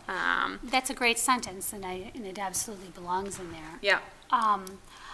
I just am not gonna, I just don't see why those sentences are necessary. I don't think it's opening any other doors. I think if anything, we're just opening ourselves up to more problems by having them there. I don't see how that really gives us any kind of protection. I just don't understand it. It just doesn't make any sense to me. I commented this last month when we talked about these. These are things that happen in the moment. You can't appeal that if it's already happened. An appeal is trying to reverse a decision. Well, a restriction from a school activity, you're going to get notified of that before it happens. A detention, a parent needs to be notified before it happens. Not necessarily. If you read that. School activity is a maybe. Well, the Right. Depends detention, on what school detention, activity is going to be. It does read like it's immediate. sure, but a detention, well, that, and then again, it's like, well, then why is it necessary if it's already happened? Why does it have to be there? And then detention, you do need 24 hours notice. You know, it doesn't, by eliminating this sentence, we're not saying, come appeal this decision. We're just avoiding putting some language out there that could be seen as aggressive and feels aggressive. But yeah, you don't just keep an elementary student after school for detention without notifying a parent. And you certainly don't have them come in on a Saturday without notifying a parent. Well, it mentions notification. I guess I'm not making the connection between the appealable versus the notification. Well, if you're notified this has been assigned, right? And say the parent's like, I want to understand how we got to this point. Okay. And the conversation happens, the parents, I don't think that's an appropriate consequence. I would like to appeal this, right? I mean, a 3-hour Saturday detention is a significant thing for a primary school student. So, side note, one thing that one conversation that came out of this is looking at the student handbook again. We can't make any changes for something that has already been signed off on, but we are making changes for next year. And that's when it actually, the individual buildings process will be a little bit clearer. But, you know, I think Lauren will chime in, but I also think there's some differing opinions, and at the end of the day, it doesn't have to be unanimous in the voting. Sure. So, I don't know. Right, and there's another layer that we would have to check on. If you remove that it's not appealable, you are going to lend the assumption that it is appealable. And in policy, you typically need an appeal process. Mm-hmm. And to go to those lengths for an appeal process for a restriction like a detention, or that's a bigger conversation. So I just want the board to be aware of that. That would be a really kind of big conversation, and that's not a process that would typically be in a policy like this one. So we'd have to, go to council and go to those pieces as well with that information if you do decide to go down that road. So just other factors to consider. I guess I just don't understand why one wouldn't be able to appeal if they felt that there was if a consequence like a 3-hour detention on a Saturday, if it were to be assigned, Right. why wouldn't there be an opportunity for a parent to say, I don't think that's fair for But I the think situation? parents could have that conversation. I think that, I don't think that not having an appeal process or appeal doesn't mean that conversation can't happen.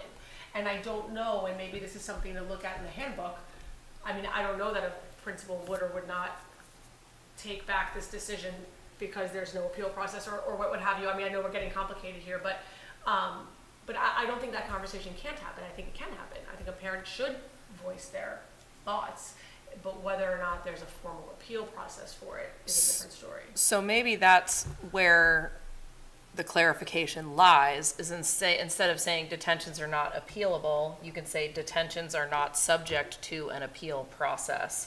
That would be And that much way it clearer makes it because sound that's less like a saying voice. that it would be something that would be more informal. So if you're saying that that this has regarding to, because that isn't clear, if this is only because, of course, for the other, 4 through 6, they are appealable, right? So there is an appeal process. So maybe needs to be somewhere where, like, as you said it, Carol. It is that- not that subject to an appeal process. This consequences at this level are not subject to an appeal process. If a parent feels the consequence is inappropriate, they can contact the principal. Something like that. And that should be in the handbook. Right. Like that portion of it would be in the handbook. Then how about just saying, removals under this policy are not subject to an appeals process? Sure, right, and then the second. Correct. As opposed to they are not would be, yes. appealable. The suggestion of talking to a principal is what she's saying Yeah, should be in the that part would be in handbook, the but handbook the, versus, but that sentence. Does about that the appeal language process, work? Possible, I mean, Maybe. I would need to run it, I just want to run it by council just to confirm. Of course. Sure. But I do, I think it's softer, I think that, and I Yes. understand everything that you're I saying. think it's and also clearer. Yeah, and it is. It's not up for Yeah. interpretation. And, and I do think that it's softer, and it, again, like more of a collaborative nature versus a. Yeah, instead Also- of making someone feel like a door is being shut in their face. Yeah. I do think that this point is clear, but just to reiterate, we are saying in this policy, it is not appropriate to give a first grader, a 3-hour Correct. Saturday detention, because we are saying it has to be appropriate to the age of the student. And Well, that is suggested here. That is not explicitly stated, for example. That And- too will be in the handbook. So that we could say. I mean, Sure. we do it does explicitly say it right there. say, They added a line in the top paragraph Yes, under oh, policy I statement. see that, but it doesn't say that specific consequence is not appropriate for this specific age. That's an example. Sure. Of Also- what that could be interpreted as. I don't right? think we could, list every, I'm not know. asking for that. I'm asking for this sentence alone. Yep. That feels adversarial, because parents who read this often are extremely emotional. And if I've learned anything in my short time on this board, it doesn't take many people. Sure. It doesn't take it takes one person to cost the town, the board, the staff, an incredible amount of time, effort, and money if we are not crystal clear. And I think it's best that we be crystal and that we present the right message to the community. And then with the revision of the handbook as well, you could see those developmental examples of appropriate consequences or Sure. restorative, et cetera, that have to do with these components. So you'll see that outlined in a different way. That would be great. So if that language, as Carol proposed, the revision could be done, if that passes through legal counsel, I would feel much more comfortable with approving this as it is. Now, are you looking for that language only for the detention or so the first one, I don't think, I mean, I guess we could use the same language for all three. Yeah. I mean, I kind of like the consistency of using it for all three if council Absolutely. feels that it applies. Because otherwise someone would be saying, why does it say this here and not there, just for my own clarity, what are we feeling? I think it does sound softer to say removals under this policy are not subject to an appeals process. I do agree that sounds softer. Is there, I don't know that I am clear on what we feel like there is like beyond it sounding softer, I don't know that I hear a difference in terms of what it means to say not subject to an appeals process versus not appealable. So this is my interpretation. Yeah. When you talk about an appeals process, Yeah. it's talking about a process, things that are steps to take to appeal a decision. Yeah. Formality. The interpretation of the word appealable makes it sound like you can't make your verbal You appeal can't talk to a about it. principal. So Okay. making it very specific to it being not subject to a process still leaves the door open for communication. That would be encouraged in the handbook, while noting that it's not going to go through a process because the condition is what it is.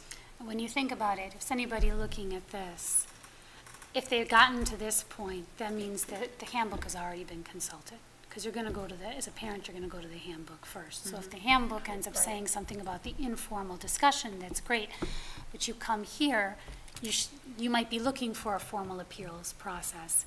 And then it's clear that for those three, that's not appropriate. So even to add even the word formal might even be that much clearer. Because by the time they come here, somebody might be ready to go and say that doesn't fit here. That Or might be maybe you- trickier because again, you don't want to then assume there's an informal appeal. Like language is very specific. A policy like need, and any addition or removal could assume an opposite if you don't phrase it correctly. So, Okay. or not, I don't mean correctly, but phrase it in a certain way. Sure. So we just have to make sure. But we'll run all of this conversation That sounds by great. council too. Thank you very much. And I just want to say, if you refresh, only the appropriate policies are there now. I tried it. It looks It's amazing. You don't have to scroll. Yeah. Awesome. Minor thinking about loading, which is okay. Sorry. That's all right.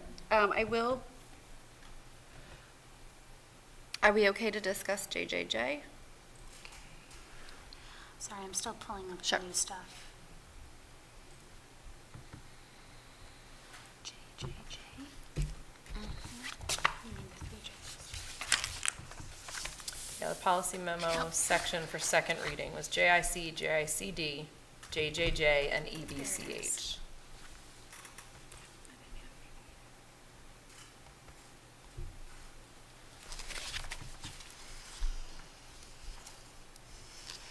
I think the JJJ is popping up just as a docx, so we'll want to PDF that when we get a chance. Yeah, you know what, it's actually, That's it's okay, though. not opening.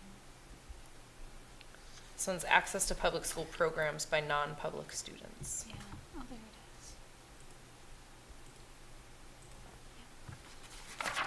I have a general question about these types of students. Are they considered enrolled in the district?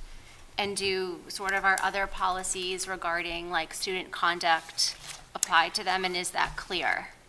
Yep, so it depends on what it is that they're participating in, but we require them to enroll so that we have that emergency contact information and all of that, those pieces. Now, if a student is looking to participate in music class only, then we are technically, they're enrolled for a portion of the day, and we can upload them as a portion of a student, if you will. And it's based on a fractional percentage of their day. Got it. Okay. And yes, the same rules apply for them as do all of our students. Thank you. So there had been some minor changes that we made to this that were mostly grammatical. Clarification, like parental/guardian. Yeah. Yep, inclusive. And then consistency with the director of student services as opposed to student services director. Yep. And then a removal of reference to a board policy that we don't have. So caught it here. There is one more student services director that needs to be swapped out. Where's that? In the same paragraph as the first one, 2 lines down. My computer's about to. Part B. There is an outlet right over here. The policy number is down now. Oh, there it is. There it is, okay.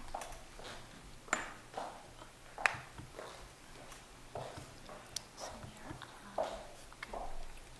Yep. Any conversation around JJJ? Other than what was had? Okay. All right, so the last one under this second reading section is EBCH, which is the hazardous chemical safety provisions and hygiene plan.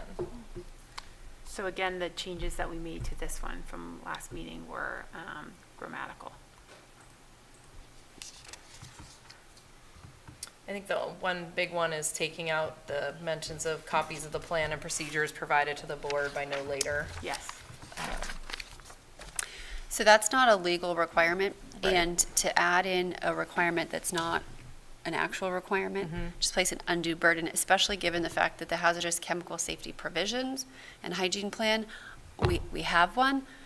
It's not so critical in this district because we're really looking at middle school and high school science labs and then associated chemicals. So this is, we have them because they're required, but it's just not the same level of use, if you will, Right. of materials. Excellent. Any questions on EBCH? Members? Okay, and then that next section is presenting for a first reading new to the district. There are the 5 different policies, 4 of which call back to ones in that second reading and adopt section, ACAA and ACAB. So ILD, we had talked about last month, and there was language in there that I think felt kind of uncomfortable, and the language was language that was pulled directly from law, and we made sort of a formatting change to this policy, but also changed the language so that it would be still in keeping with the law, but some of the language that just sort of made us uncomfortable, that we softened, rephrased. Rather than outlining everything, Right. we said, as defined in RSA, blah, blah, blah, and the federal regulation, which includes but is not limited to information about a student's social behavior, family life, religion, politics, sexual orientation, sexual activity, drug use, and any other information not related to a student's academics. So it's just more, it's softer. It's And more- broader. And broader, yeah. But definitely references the specific list, so if someone were to look it up, it would still, the content would still be there. Excellent. Any discussion on ILD? Questions? Good improvement. The other ones, the regulations R1, R2 for ACAA and ACAB, those are procedural documents straight from the updated Title IX laws. Word for word, mostly? They're word for word from what our council has told us we have to adopt. So, Got it. And this is specific that we need to name Lauren? For the procedures, yes. Okay. Just wanted to make sure, since we were Good question. careful to not put names everywhere else. No, this is important because the new laws, and we now have a Title IX brief training video for everyone as required by law now as well, which the big piece is that everyone is a reporter for anything that is suspected to be Title IX under what, the definition is. So everyone needs to know the name of the Title IX coordinator that they can report to and be able to share that information with other people if they feel someone else needs to make a report. Excellent. I think you guys made this note, the spelling of Lauren's email address. did I not fix it? No, it looks correct. Oh, okay. I was like, Maybe it's not the one because it's not in mine, on oh R2. my goodness, R2? On R2 Yeah. for which, it isn't the right. AAR2. Down to the. It's just misspelled. It's missing your E after your G. Oh, okay. Yeah. Sorry. Thank you for knowing my spelling. Nobody else knows that. Dinero. Yeah. Okay, any questions on ACAA R1 or R2? Yes. Amy's hand is up. I think R1 is still referencing JIE. And then I wasn't sure. It is, that JIE is on this one. Yep, and at some point, we start referring to the human rights officer as HRO, but I don't think it was ever defined as that previously in the policy. Wait, which one are we on? I'm sorry, I was just correcting something else. AAR1. Yes, ACAAR1? yes. And just as a note, R2 also references JIE, just As a Yes, side note. Yep. Got that one, okay. And can you go back to It one? does mention This is Human R2. Rights Officer, but it doesn't Top one. actually have the abbreviation in parentheses next to it Which- throughout. I see. Oh, we didn't have that earlier, wait. Oh, right, we didn't have it in parentheses. So for number 4, under letter A, we could put, or even before that. It's in the Oh, first it's on the opening first one. paragraph, We can yeah, put it in Human the Rights first Officer line, / Title Yeah, IX we could put coordinator. HRO in parentheses right after the first human rights officer. This is ACAA R2. R1. R1. Okay, problem.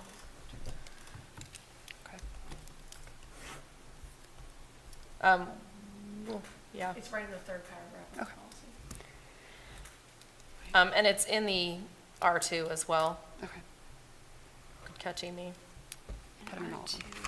It's a first reading. And it I is- don't It think you seems like guys, they're I don't think you guys consistently saying actually human rights abbreviate it officer. though in R2. Yeah, there's no It's HRO. spelled out the whole time, Human Rights Yes. Officer. This one, there was a confidential We can go back employee and see. reference in here too. I don't know, can you decide? Yeah, let me Mm-hmm. see here. Any other comments, questions on ACAA R2? Yep, you're right. Number So- 14. R2 references the confidential employees. Section B, number 14, I think, B14.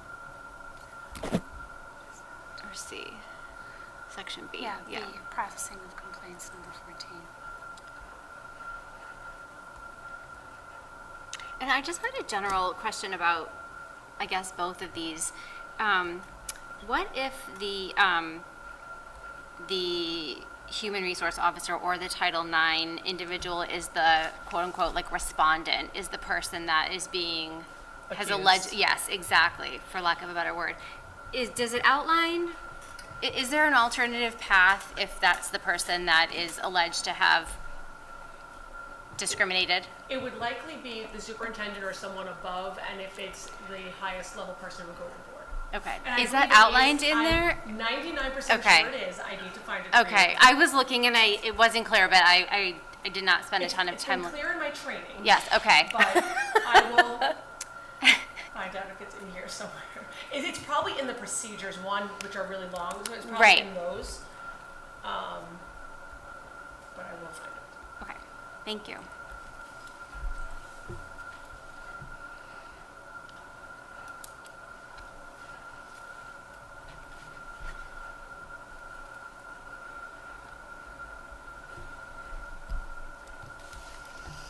Okay, any others on R1, R2 of ACAA? Okay. ACAB, R1? Or R2, either one?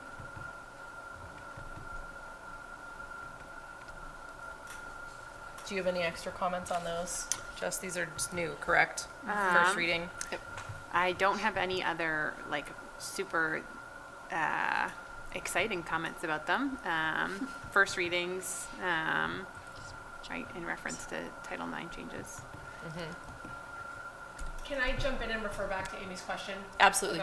So on procedure, ACAA R1, under complaint procedure.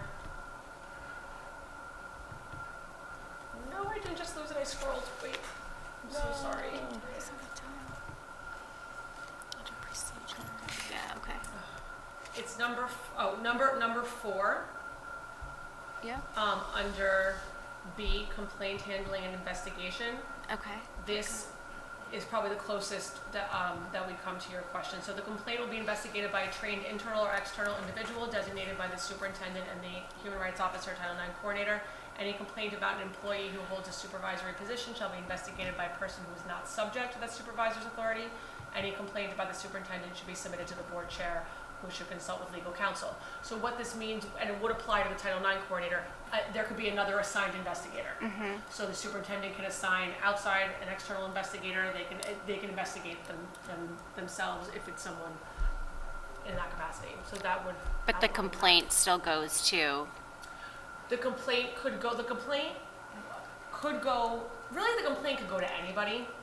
The principals are also considered Title IX deputies, where they can receive reports. The superintendent, could always receive a report, and then he or she would go the right route if it is about the Title IX person. They don't outline Right, and so that's, specifically, like, right, it's the Title IX right, and that's what I'm saying, person. so this is like the procedure, right, this is like the Yes. detailed steps, and so if you have a complaint about the Title IX coordinator or the human resource officer, I think it's very, you obviously wouldn't want to go to that person with your Sure, of complaint, but course, it's yeah. unclear about who you should appropriately contact. There's a section in A6 Yeah. that says individuals are encouraged to utilize the school district's complaint procedure. However, thank they you, are yes. hereby notified that they also have the right to report incidents of discrimination or To the commission. harassment to the New Hampshire Commission for Human Rights or the Office for Civil Rights. Right. I do agree with you, though, that I feel like there needs to be A school district person. a school Yeah. district, you know, this is who our person is, but you can go to superintendent or a school principal who are Well, considered in other our deputies training, or something. In our training, I do explain you could go to a school Mm-hmm. principal, but to Amy's point, maybe they wouldn't want to go to a school principal if I'm that person's supervisor, you know, not that I'm their direct supervisor, but, you know, in those pieces. I'll, you know, refer to legal counsel and see if there should be Okay. something in there. We're talking about me, I promise. No. We'll all be good. Lauren! I know, But yes, absolutely. we're not talking about you. So funny. Okay, nope, that was great. All right, let's pop back over to ACAB R1. Any questions, comments specifically on this one? I think this, So we had made some changes, like pretty, I mean, obviously this is the first read, but in looking at it in the policy committee, just like making clarification about who does this apply to? Does it apply to visitors or not? Which it does not. We don't have any jurisdiction over them, although of course if there were an issue with a visitor, you know, we would address it, but not necessarily have a legal means to do so. So that was some of the things that we were thinking about in the policy committee. thank you. I think on the heels of Amy's comments about ACAA R1 and R2 having a secondary report someone to report to, that wasn't the right word. I think maybe we probably need that for these as well to be consistent.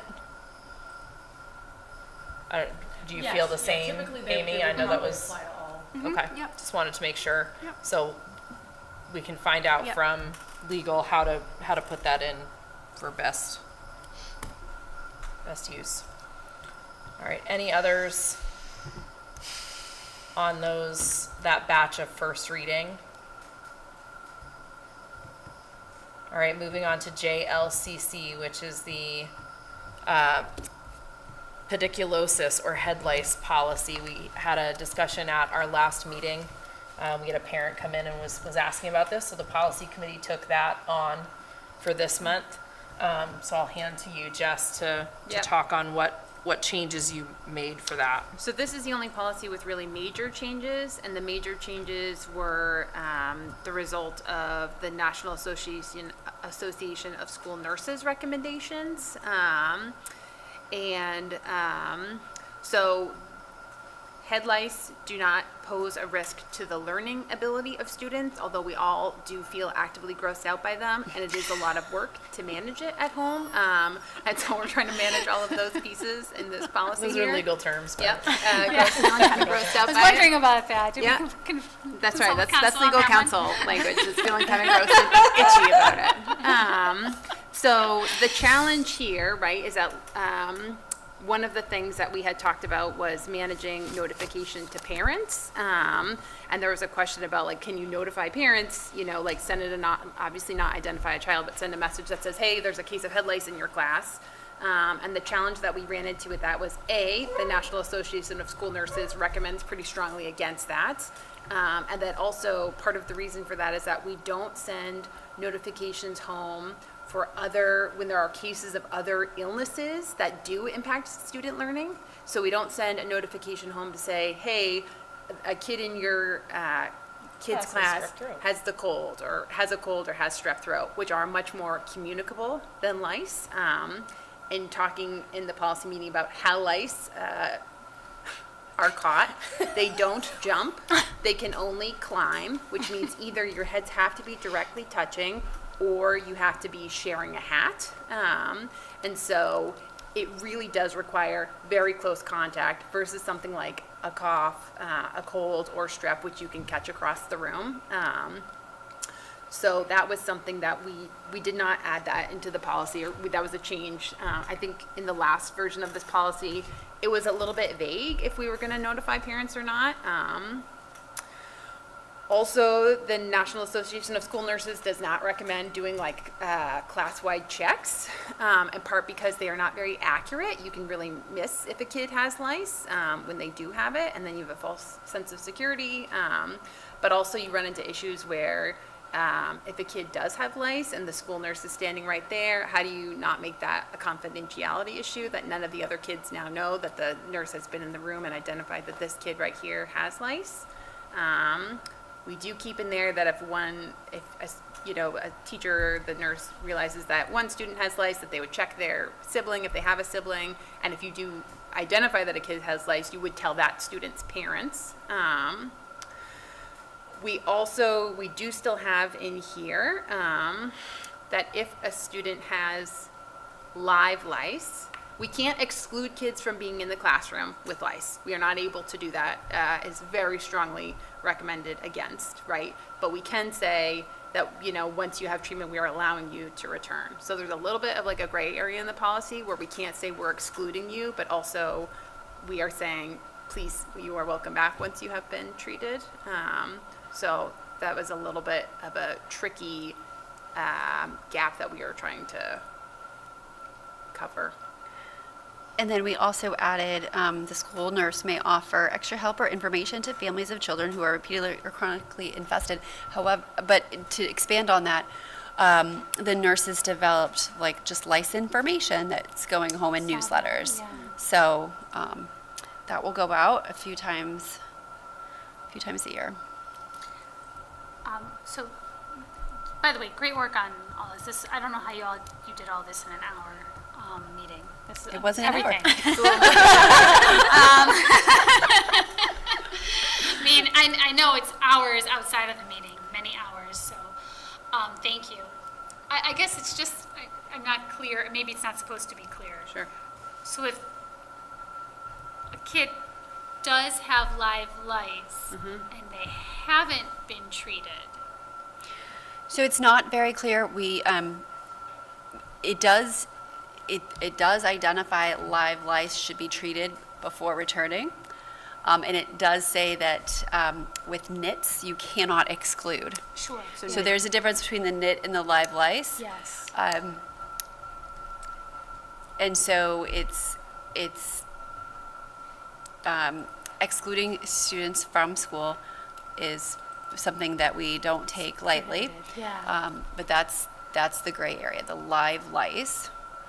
Once they've left the school and began treatment, then you can return.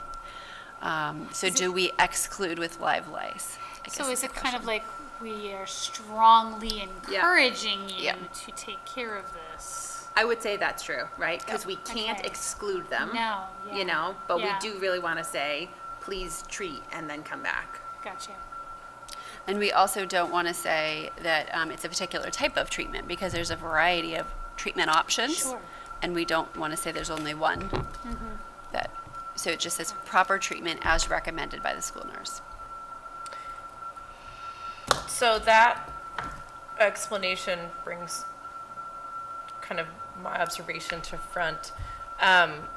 So you reference head lice, you mentioned nits, and you mentioned live lice. So head lice are dead lice, not live lice. Live lice are alive, and nits are eggs. Okay. Feeling itchy? Yes. Yes. Every time I talk about it, I'm like, I'm gonna go home and use my kid's little shampoo. This was brought up by the parent at the last meeting.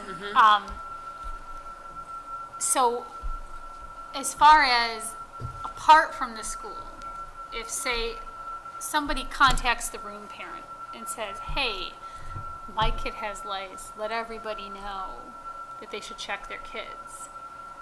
Is that allowed? That is not a PTA-approved use of a room parents email list. Because I got one of those emails last year, a couple times. That is not a school-sponsored event. So it's not something that's like directly prohibited by We this can't control policy that. or anything, because that's separate. Okay. Yeah. Well, let's be very clear. Parents will talk to each other. Yeah. Everyone will find out. Sure. But if we have a restriction on notification because of all the reasons that Jessica outlined, I think we have to honor, we do have to honor that. Yeah, just there was confusion among parents, is like, is that allowed? Someone was told it wasn't allowed, and there was like a lot of, Well, I mean, confusion. just to clarify, could a room parent, if a parent, because the room parent is acting on behalf of the PTA, but the PTA is a separate organization from the school, so the room parent would be within their rights to notify people. Does that feel That's a right? PTA decision. That's not a school district decision. Okay. I will say that The room parents are supposed to use the PTA lists to send out specific kinds of communication. It is to pass along information from the PTA to families. It is to pass information from the teacher to families. It isn't supposed to pass non-information. You're not supposed to use the email list for that. I'll also say. That's how it has always been described to me. So maybe we want to just double check on that. They may have changed that I policy, know, but you're not I'm just looking supposed to at, be official communications only. Or you telling, hey, this is what we got as a present for the teacher. I know that the PTA had reached out to, Michelle Lawler had reached out to the New Hampshire PTA state office to ask about management of this. And they were advised to be very careful in how they moved forward with that, and that the PTA is not privy, the guidance that they were given is that the PTA is not privy to student records and should not be reporting health alerts. So I know that that was guidance that the PTA got recently. got you. Okay, thank you. So my previous statement stands. Yeah. Not approved communication. All right, so any other questions about the head lice plan? Thank you for taking that on. I Yeah, appreciate we you were guys happy to. making that quick action for the inquiry. And then, of course, the last one is for two to be rescinded once the others are adopted. I have a question about this because we're not asking to adopt I'm just putting on any of everyone's those. radar. What? I was just putting it on everyone's radar that once Oh, radar, R1 okay. and R2 go into effect, that will supersede the last year's version. Okay, the only reason I was confused about that is because we're being asked tonight to decide what we're doing on the policy. Yep. And it says makes the following recommendations for this meeting, and it says present to rescind. After the adoption. So are you presenting these then? So it's a language thing, that's all, I'm just double So checking. it's always been interpreted that it's there informational because it says after the others have been adopted. Okay. I'm not recommending that the others are adopted. Just making sure, Yeah. because we're a Yep. couple steps away from adopting those. Okay, so any other questions about the rescind portion? I think we're clear with that because we talked through them so much. All right, so the motion on the table was to approve the recommendations of the Hollis School Board Policy Committee as per the memorandum provided as part of the agenda packet. So if we all vote to say yes, Gina, on this, we're accepting all of these. Are we able to pull out a section from the policy, or do we have to blanket reject? And I'm not saying we want to do this, I'm asking procedural question for a quick second. Co-op amended the policy and Policy memo? no, a piece within one of the policies and adopted the amended memo. So would we have to take a new motion? If you are making specific recommendations. Okay. So if you're just having discussion about the second reading or the first readings, then it doesn't matter, we'll take those to committee. It would be important if it was something that we're looking to adopt, Got it. if that makes sense. That does, thank you. Yeah. So just to be clear on the policy, if you're all looking at it, it says presenting for a third reading and adopt was the Students with Disabilities Section 504 policy, IHBA-R. Present for a second reading and adopt with minor changes AC, ACAA, ACAB. And the rest were just to accept their readings. Did anyone want to make any amendments to it in light of the comments that we shared and traded tonight on those policies? No, but I do think that we should note that we amended those 3 policies here, and that we then adopted the amended version. AC, ACAA, and ACAB. To remove reference to policies that we don't have. Yes. So do we need to re-motion? Maybe as So amended? Jessica can withdraw her motion and amend it to read, recommend that we adopt the amended memo. Great, so I'd like to remove my previous motion. That is struck? Thank you. And I move to approve the recommendations as amended of the Hollis School Board Policy Committee as per the memorandum provided as part of the agenda packet. Second? Second. I'm guessing no discussion. Are you guys good with that? Okay. All in favor? 400.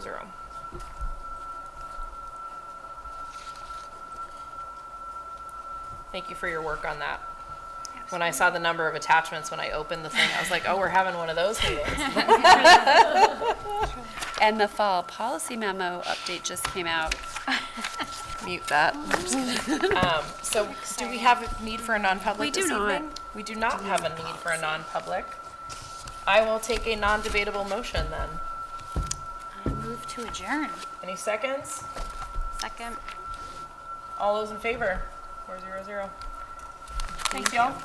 Thank you, everybody. See you in a few weeks. So we can go.